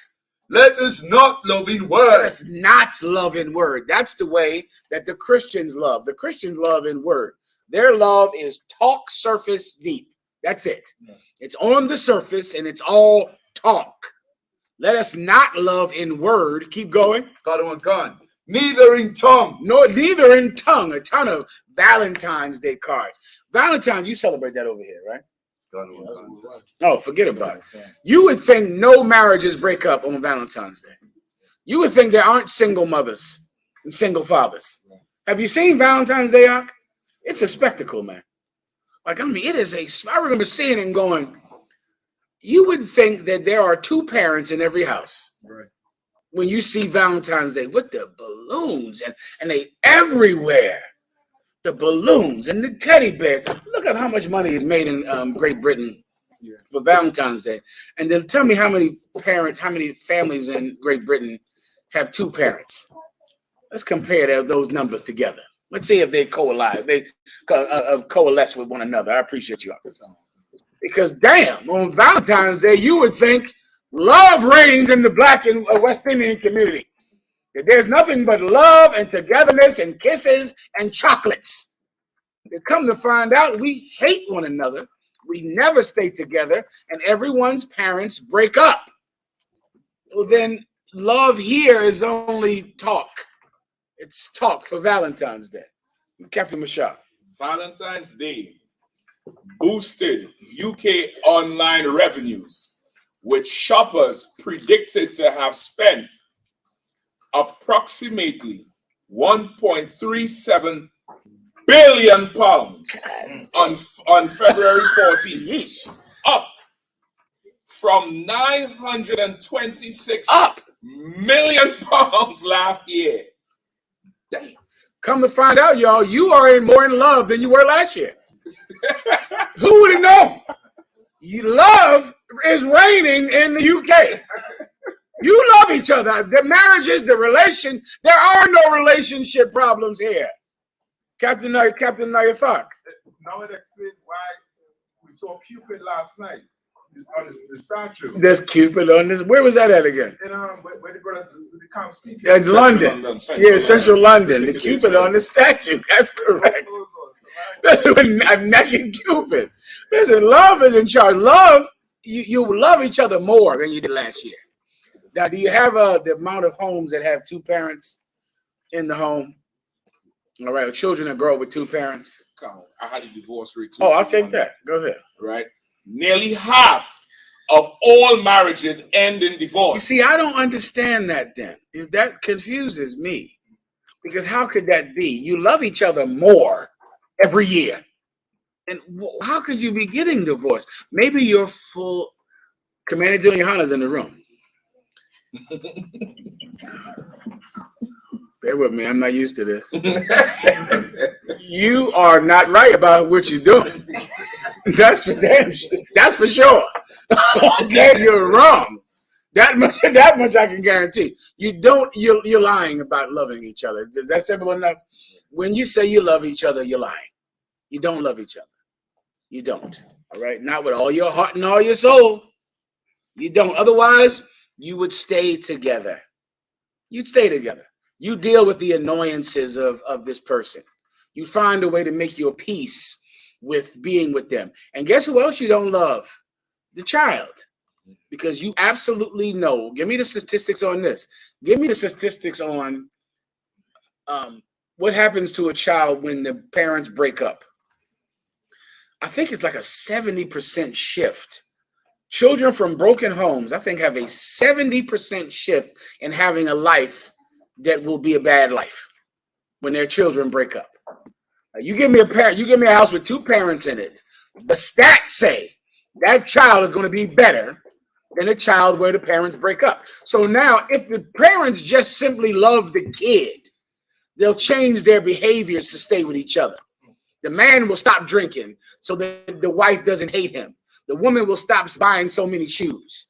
Like everyone in the house will say, damn, we're thinking about leaving each other, but we love the child. So since we don't want to break up, because it is virtually going to, in some cases, guarantee our child to have a bad life, we're going to find ways to fix ourselves because we love the child. We love the child. Come to find out, you do not love the child. You do not love each other. You just talk about it on Valentine's Day. Your love is in word. Your love is all talk. Anything else? See, many studies found that children of divorced families experienced lower levels of well-being regardless of scholastic achievement, conduct, psychological development, self-esteem, social competence, and relationships with other children. That's pretty rough. I don't think you'd really love anybody because it doesn't matter how smart the child is, how much money they have. It doesn't matter. The child's grades doesn't matter. If you don't stay together, you are hurting the well-being of that child no matter what. This is it. We didn't write this. You can Google this. So now if you love so much and you buy so many cards and so many teddy bears and hearts, then you're not willing to stay with each other. You're not willing to stop arguing for the sake of the kid, to make the changes you have to make for the sake of the child. Yeah, I think your love is all talk. I don't think you know what love is. So come on. Two more, if I could. Salakia. This is a section on the same thing. Mm-hmm. At what age is a child most affected by divorce? The school age years are probably the worst age for divorce for children. The potential for emotional trauma from divorce is highest at age 11. Children in this age group tend to be more self-centered, meaning the breakdown of the family unit can feel like a personal attack. Listen, let me get this wrong. Answer this call for me real fast. One of y'all, hold on. I'm gonna give it to you, Rob. I sent you right there. Go ahead. Let's see what that is. And there's Go one more. Go ahead. Wait, let me just make sure they heard what you just said just now. Can feel like a personal attack. Here's something that you don't know because you're so selfish. When you break up with the person who you're with, right? And now once again, I'm using a divorce rate. Many of our parents have never been married at all, right? So you can imagine what that number would be like, right? When you're simply just with your child's father. You simply are just in a relationship with them. The child, when you break up, the child will think it is their fault. The child will think that they're the reason that you broke up. And you know, and this, I've heard the story for years. And many times a parent will do what? They'll try to say, no, baby, it's not your fault. It's not your fault. You're a liar. You're a liar. If you break up with your child's mother or your child's father, it absolutely is the child's fault. Why? Because the child was not reason enough for you to stay together. It is the child's fault. And so every one of you that go, oh no, baby. See, me and daddy, we just don't love each other anymore. Me and daddy, we both love you. Sometimes they'll sit down together, Michelle. They'll sit in chairs together side by side and say, baby, daddy's going to live somewhere else from now on. Right. But it doesn't mean we don't love you. We do love you. The child is sitting there listening, hearing this BS come out of his parents or her parents, knowing, well, if you love me, you would stay together. Right. And so you're lying to the child even when you say it's not their fault, because the child is supposed to be the reason that you stay together. And the child is smarter than you. The child is looking at you like, but you know I want you to be together. You know I like seeing you and mommy in the bed. I like to jump on the bed when you and mommy are in the bed together and laugh. I like my father making pancakes for me in the morning. I like to see you and mommy dance around the kitchen. So you damn sure know I like you to be together. Right. And if that is not reason enough to stay with each other, then there's something wrong with me. I'm not good enough to make you two stay together. Right. Why doesn't that make sense to you? I know why. Your penis and your vagina, your lust, your desire to sin and to lust means you don't even care that the child knows that he is or she is not good enough to keep you together. You don't love anyone. You love your vagina. You love how penis feels. You love how vagina feels. You love your stomach. You love your eyes and what you see on Instagram. You don't love that child. You don't love your mate. You just buy Valentine's Day cards. Anything else, Michelle? Yes, sir. Go ahead. The divorce epidemic is so much. They're studying it. This is a category. What is the best age for a child for parents to divorce? I've heard about that before. A lot of parents with discipline, they'll say, we're going to stay together until the child goes away to college. A lot of them do that. They say, we're going to find a way not to kill each other. Find a way. We're going to put all the knives, hide the knives in the kitchen. We're going to hide all the kitchen knives. We're going to find a way to stay together. But when those kids go away to college, we're gone. We're leaving each other. That's a big thought with a lot of parents. You're still a terrible parent. Now, once again, if you want to grade yourself on the scale of a parent that does it when the child is in school, all right, you're better than them. You're still a terrible parent. And guess what? Your college-age child, when they find out that you left each other, that child is going to feel like they're an orphan. They're going to feel like they're going to be somewhere away in university and hear about you two breaking up and automatically feel like they're a little kid again and feel like they're orphaned again. You're weak and you're disgusting and you're an embarrassment. Right. All right. It's just you're a vile thing. You should go to church and you should not be in here. If you're going to be in the UPK, UPK marriages last forever, for a lifetime. That's it. There is no divorce in the UPK. Now, in the IUIC, you've heard of them, the Purple Pigs. Right. Oh, you can get divorced twice a week, right, if that's what you're into. These fake Israelite groups, the Christian church, they're masters at divorce. They're experts in divorcing each other. Right. Experts in making sex as minimal and as unintrusive an act as they can. Sex in a Christian church is like eating a donut. You have those over here? Crepes. It's like eating a crepe. Crumpet. That's a cookie. That's what I would call it. A crumpet. It's like eating a crumpet. That's what sex is in the Christian church. It means nothing to anyone. No one cares about it. Everyone cares about their what? Here's the word you need, and this is what the law of Paul is. Here it comes. Feelings. That's what love is. Feelings. Oh, we feel this. Oh, do you feel that? Do you love him? Are you in love?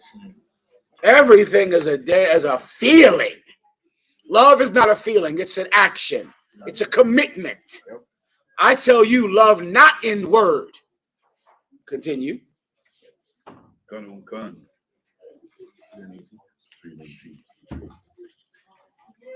But in deed and in truth. Good. But in what? But in deed and in truth. But in what? But indeed. What does indeed mean? A deed is an action, young man. An action. That's how you love. It's an action. And there's no reason. Let me give you this too. There is no reason for two people to ever break up if they love each other or love the child. Can I give you some examples? Give me some reason that you might break up with somebody. A woman might break up with a man because he's abusive. A woman might break up with a man because he's, a drug addict, right? Now, those are two serious things. They're terrible and they're serious. Well, if that man loves his children, he will get help with the problems he has that causes him to be abusive, that causes him to be a drug addict. All you got to do is love. If you're willing to love, you change the things about yourself that make it difficult for a woman to stay with you. That's it. It's as simple as that. The problem is you don't love. Because if you love, you would say, damn, I'm abusive, I'm beating her, I'm a drug addict, I smoke weed, I'm listening to Red Pill. It's terrible. My wife wants to leave me over this. Wait a minute. I cannot break up this family. I'm going to stop listening to Red Pill. I'm going to get some psychiatric help in the UPK. I'm going to get off of these drugs because my wife wants to leave me because I'm abusive and because I'm a drug addict. It's simply, if you loved your wife or the child or both, you would stop doing these things because you know that this is going to end your family, in your marriage. You would give up drinking. You would give up smoking weed. You would give up those things because why? This makes it easier for your wife to be with you. If you're a woman and you're going in your husband's phone, I mean, that's a tiny thing out that a woman could stop. Stop going in your husband's phone. That's not asking you to run up a hill with a damn log. You just stop going in his phone. Why? Because when I go in his phone, it causes problems and it makes us argue in front of the child. It creates an environment that is bad for the child. So I'm going to stop finding it being mission impossible in my husband's phone. I'm going to stop using the artificial intelligence chip to get in my husband's phone and to hack it like a computer hacker. Why? For the sake of the child and the family, I have to stop doing this. If you could just love in action, you change the things that make someone want to leave you. Why is this hard to understand, Michelle? That's it. You just start to modify yourself to say, well, I'm easier to be married to if I stop drinking. I'm easier to be married to if I'm not, what brothers are, right? Some type of terrible person. If you're a woman, I'm easier to be married to if I could control my spending, if I could control my mouth. That makes me easier to be married to. So I'm going to stop these things because I need this marriage to last forever. So then you change yourself and you turn yourself into the perfect mate. Turn yourself into somebody that no one leaves. And everyone whoever was with you will stay with you. And then your child gets to have two parents. Right. Everyone understands. All right, that's it. Now, I know you don't listen to the damn thing I say. No need to clap. Because I know you will not do this. Okay? But I did say it, so come Yasha.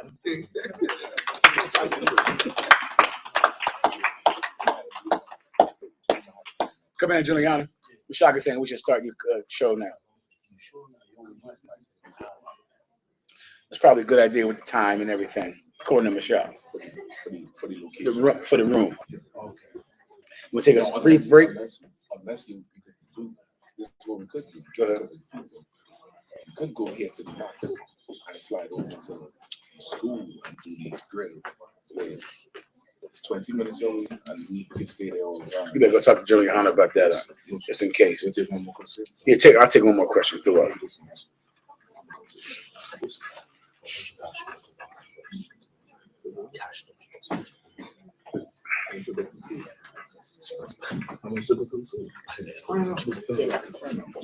That's right. Do your thing. I'll take one more question, all right?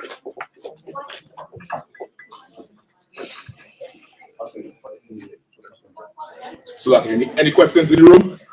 I just wanted to get break down Micah 2, 1 to 4.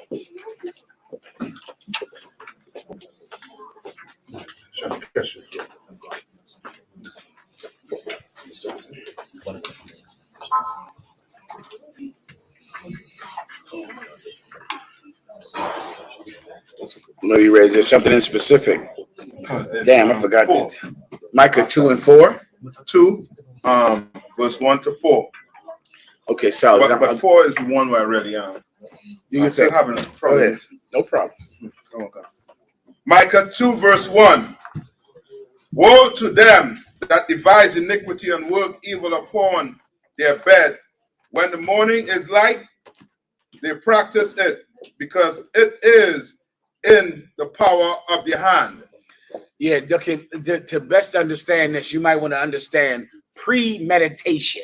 Do you get that concept now? You thought like you've heard of a premeditated unaliving, right? A premeditated crime, where that's when you sit back on your bed and you go, "How can I rob this cat to get this cash?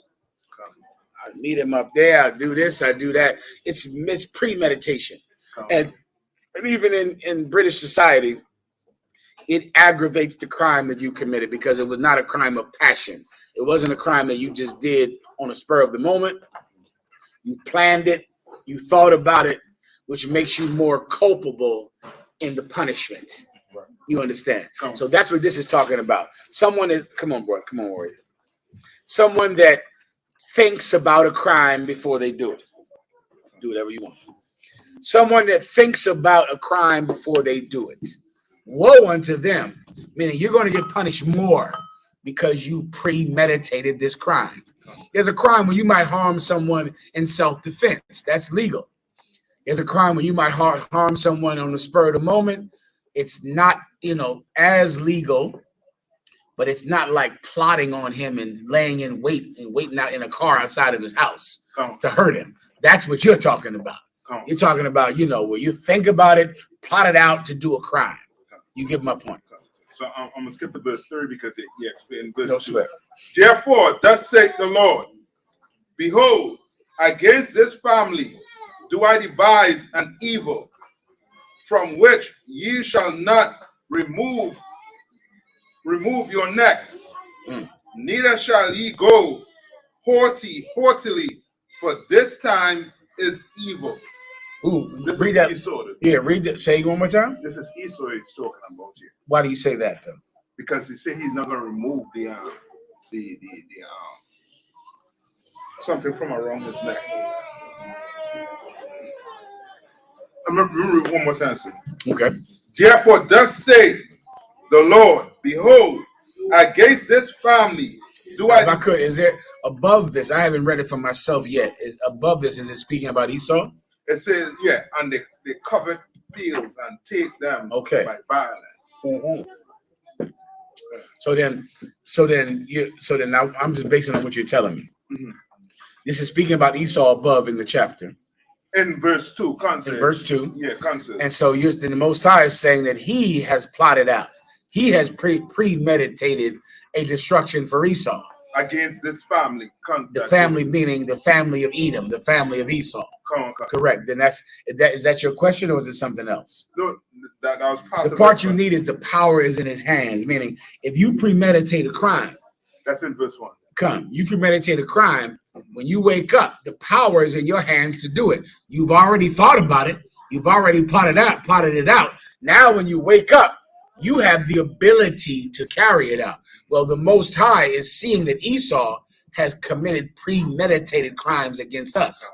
And the Most High is going to premeditate his judgment. And now he's going to think about what's going to happen to him. And it's in the Most High's power to carry it out. You get my point? Come. Go ahead. Try to move it. Verse 4. In that day shall one take up a parable against you and lament with a doleful lamentation and say, we be utterly spoiled. He had changed the portion of my people. How had he removed it from me? Turning away, he had divided our fields. You may break that part down for you.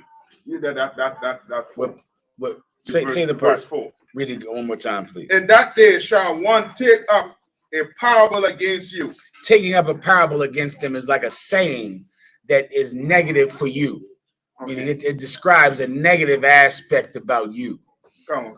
Go ahead. A lament with a doleful lamentation. A doleful. Look up that word, doleful. A lament. Lament is like a sadness. Look up the term doleful.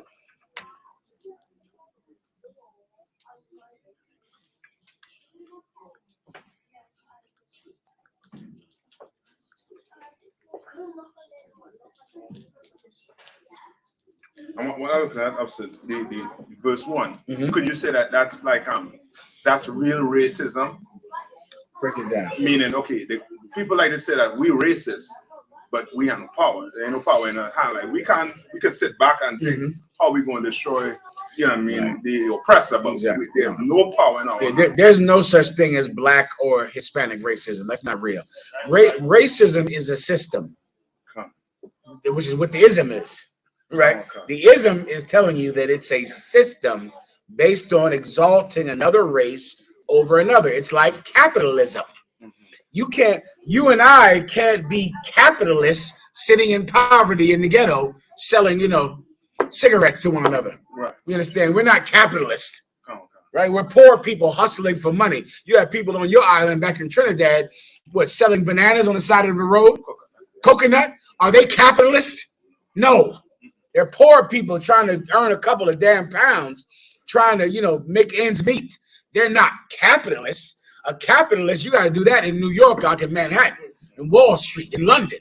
That's how you're a capitalist. Well, you can only be a racist when you're sitting in the seats of government. When you own the flats, then you can be a racist. But you blacks and Latinos can't be racist because the power is not in our hands to be racist. But the power is in their hands, and they plot it out, and they get up in the morning and they do it. You understand? Doleful, expressing sorrow, mournful. That's all you need right there. It's sad. It means the same thing virtually as a lament, which means it's a sad saying. It's a sad, sorrowful saying. Keep going. Doleful lamentation, and say, we be utterly spoiled. He had changed a portion of my people. How had he removed it from me? That's what. Who will say that? We saying that how? Okay. Esau. Okay. Esau is very similar to a lot of sayings in the Bible that Esau will say in that day. That's like what's his name? Lamech. Yes, Lamech is a few other ones. Oh man, it's on the tip of my. There's a few other ones where it's an Edomite saying that if we would have known, we wouldn't have done this. Like in the one where it says keep the pledge. It's like right under that where it says if we would have known, then we would have changed. We wouldn't have done this. And in the future, our oppressor is going to be very sad because of how he treated you. Right. It'll be very sad then. And so this sad, doleful lamentation is him. Okay. This is an Edomite saying this because he has premeditated a crime against you. And now the Most High has premeditated judgment against him. Come on. Keep reading. Read that last part.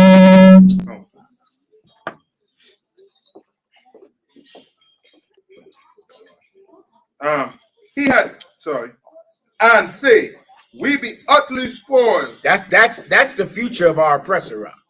He's going to be utterly spoiled. Everything he has is going to be taken from him.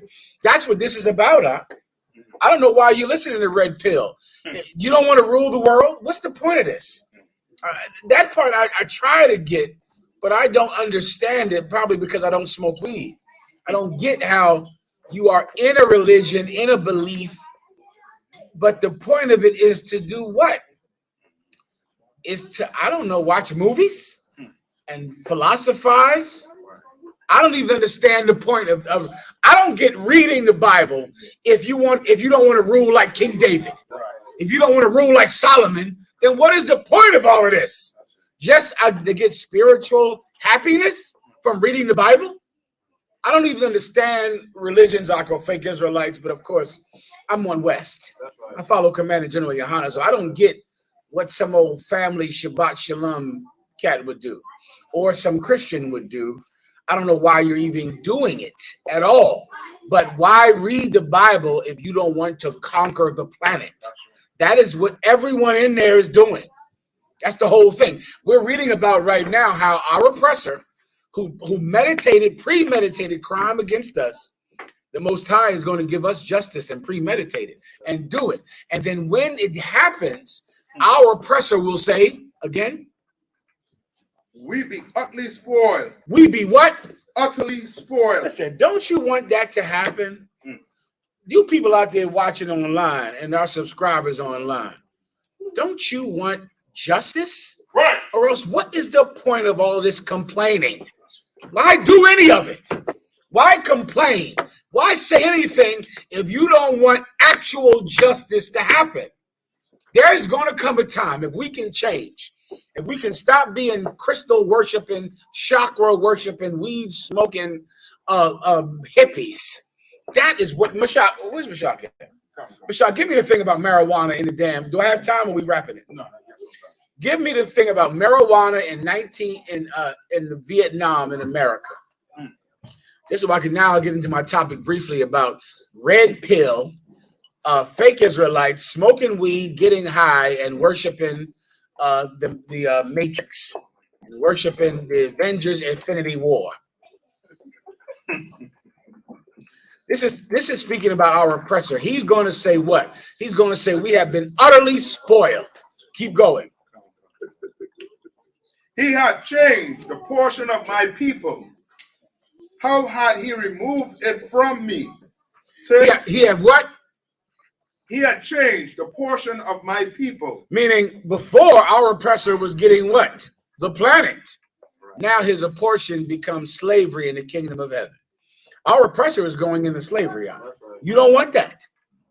You don't, instead of looking at him, wishing you were white, wishing you could have his kind of life, don't you want him to wish he had yours? Don't you want white people to be in some, what do you call them? Councils?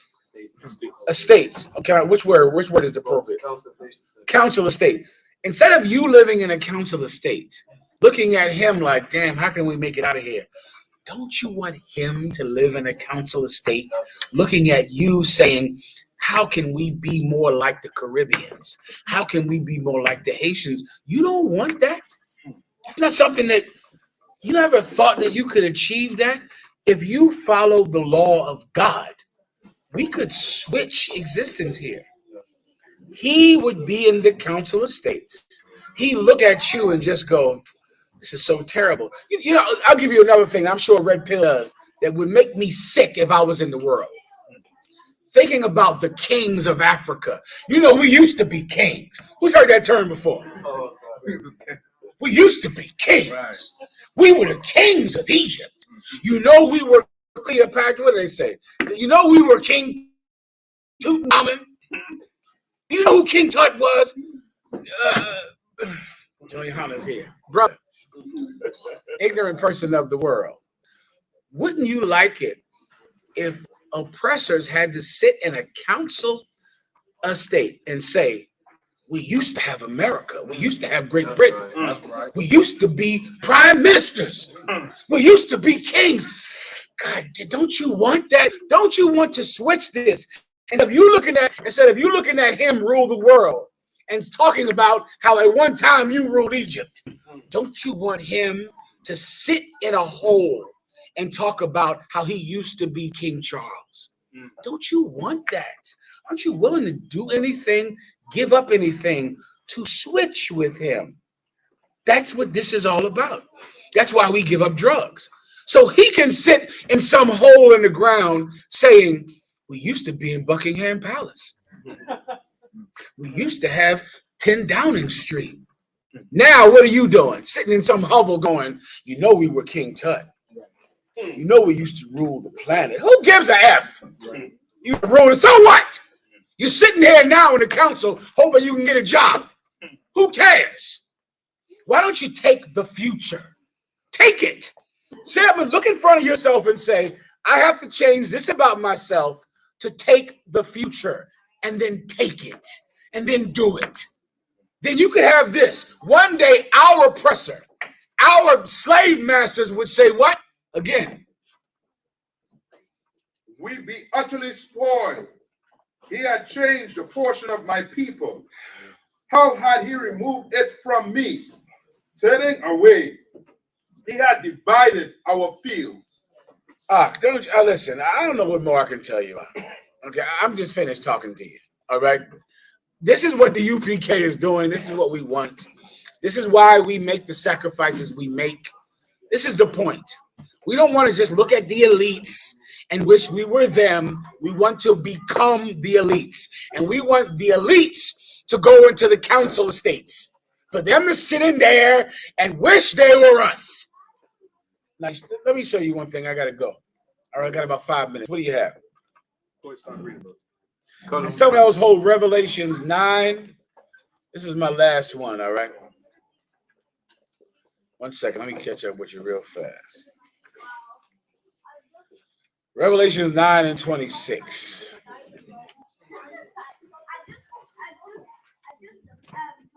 Got him, Khan. Go ahead. The book of Revelation, chapter 9 and verse 26. Revelation 9. I'm sorry, read the thing ISUPK sent you first. This is for red pill, and a lot of, I know over here in Great Britain, smoking weed is prevalent everywhere, of course. But I know over here it's extremely prevalent, even more prevalent over there in the States because of the Rastafarians. Right? Am I right, brother? The Rastafarians had a lot more power over here than they did in the States. They were a more prevalent group. People believe them. And you have, of course, those Africans over here. How does it feel? This is what I wanted to ask you, brothers in the UK, is also. How do you feel being from the UK, being a West Indian, a Caribbean person in the UK? You built this country. How do you feel having to feel like an African is better than you? Make me understand that for you brothers over here. You brothers over here, Captain Mashak sent me some TV show to show me how the Africans believe that they're better than you over here, that they're aristocrats, that they're more proper, and that the West Indians, you're ghetto, and the Africans over here, they're the ones who really are the really British people. What do you feel like having to be not only under your oppressor, but having to feel bad about yourself because you're not African? Because the Africans own all the businesses. They come from 2-parent homes, those Africans. And here you are from Jamaica or Trinidad or the West Indies, and an African is better than you. How do you exist with that every day? How do you sit every day and have to now lower yourself under some African who isn't even civilized? But you have to feel like they're better than you every day that you grow up, knowing your children will grow up thinking, well, I'm West Indian, which means I'm ghetto. I'm from the estates, but he's African. He's the original man. He's a more proper person. He's more properly British. That must be very hard for you unless you've grown accustomed to being a second-class citizen under the Pakistanis, under the Asians, under the Africans. You might be accustomed to that. What Commanding General Yahanna is here to tell you is that you can live in a new world. You can live in a brand new place where an African can know that he is not better than you. A Pakistani can know that he is not better than you. You live your whole lives over here, idolizing the Pakistanis, The Asians? The Asians. Going, buying everything that you need in life from their stores, from their restaurants. Listen, I have to believe that there are brothers and sisters in the UK that don't want to live like that anymore. You have some self-esteem. You want to be better than that. I would pray that's the case. That's why Commanding General Yahanna sent us out here and is out here. Because he believes that there are brothers and sisters here that don't want to constantly feel small because you're not Pakistani, because you're not Asians. Let me tell you something, brother. That is why religions are so dangerous, because religions put you under the people who step on your neck every day. If you're Muslim, if you decided to be a Rastafarian, you are accepting that an Ethiopian is your Lord. And you are lords, your lords come from Africa. Not from your island, but from Africa. If you're a Muslim, you're accepting that the people of Saudi Arabia are your masters. You're conceding their leadership of the future. You want to give the future to them? It's theirs? If you're a Christian, you are conceding rulership of the planet to oppressors. Let me explain something to you. I'm going to give up a stat right now. This stat is from, damn, I don't know if I have enough time to do this. Yeah, I got to drop this. This is about smoking weed and proving how smoking weed is the reason that America lost the Vietnamese War. Because they smoke weed. Because smoking weed makes you passive. It makes you more acceptable to someone else's hard work, to someone else's rulership. Give me Revelations 9. I can't go into that. What time is it? With that, we're going to begin the grill and start the grill with Commanding General Yahanna. Clap it up. Imagine. I just want to say one thing, right? What you were saying is so heavy because since we've been over here, we noticed that the Lord's people look at the heathens as though they're better than them.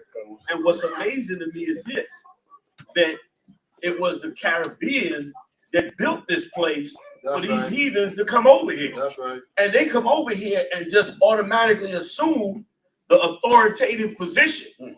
And y'all don't, you know, I wonder why over here, say for the brothers and sisters in the truth, why all the people that's descended from the Caribbean are not in a state of, well, what work did they do?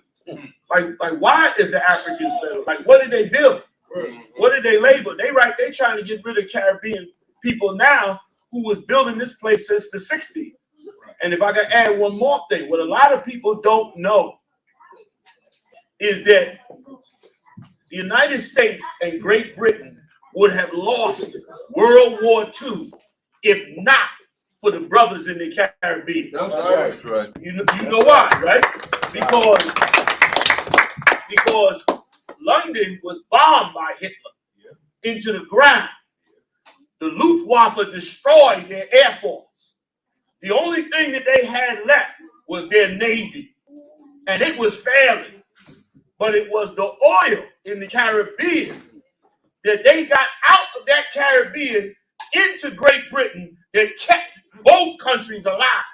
Had they had the U-boats cut off the oil coming out of Trinidad and out of those islands, America and Great Britain would have lost World War II. That's right. That's in their history record. So my question is, what is it, just like you brought out, which was so heavy, what the hell did the Africans do? That's right. What did they do in this? I want to hear what they did in the 60s to help. Many African countries joined Hitler. That's right. That's what's not said. Right. Hitler had armies out in the desert and in Africa. And he did it through the East Indians and others who joined sides with him. So what did they do for them to be so aristocratic in Britain? Damn that, man. The Lord hates for us and made it a law for us to be so separate from these heathens. Let me tell you, man, there's no worse thing that could ever happen to you than to be put in slavery. If you have to be under another nation, that's damn near worse than death.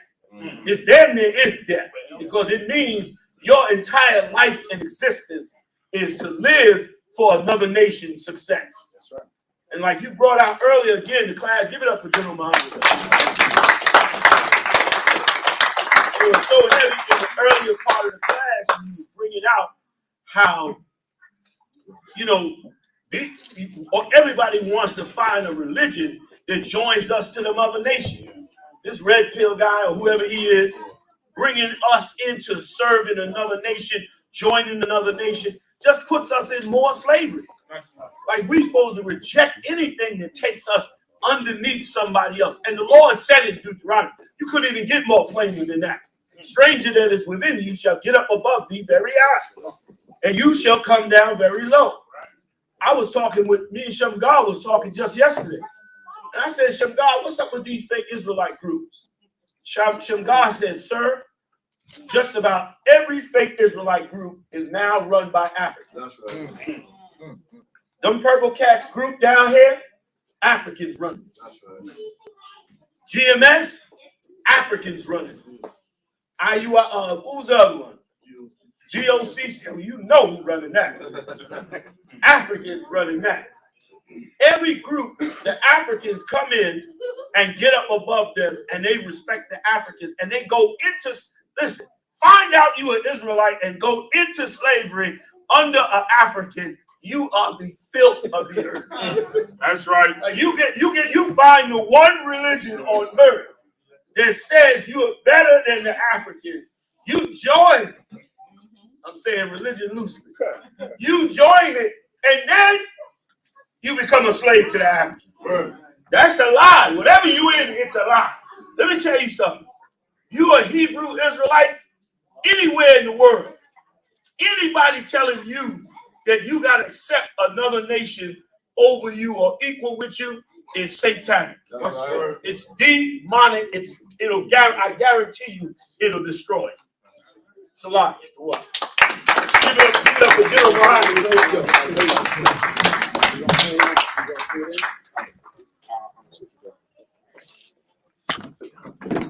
So you're in charge too.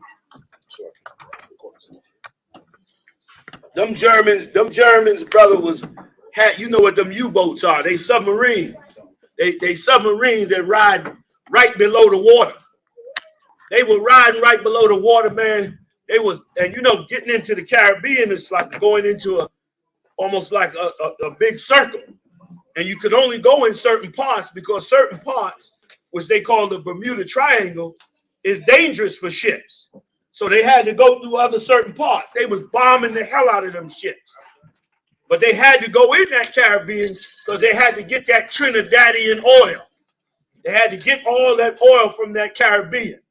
They couldn't get it over there in the Middle East because it was too much conflict. So you saved the British Empire. That's right. You delivered the British Empire out of the hell they was in. They'd be goose-stepping under Hitler right now. That's right. You know what I'm saying? And so what? Now you got to respect another nation. Listen, and especially you West Indians. Y'all from the tribe of Benjamin, I'm upset with you because Benjamites always measure you according to how much work you got. Yeah. If you got 5 jobs, you all right. You can't have no one job with no Benjamites. That's not. You better be able to multitask and put a foot in. So what did they do? That's what I want to know. Like what was their work and contribution? Where's the record at?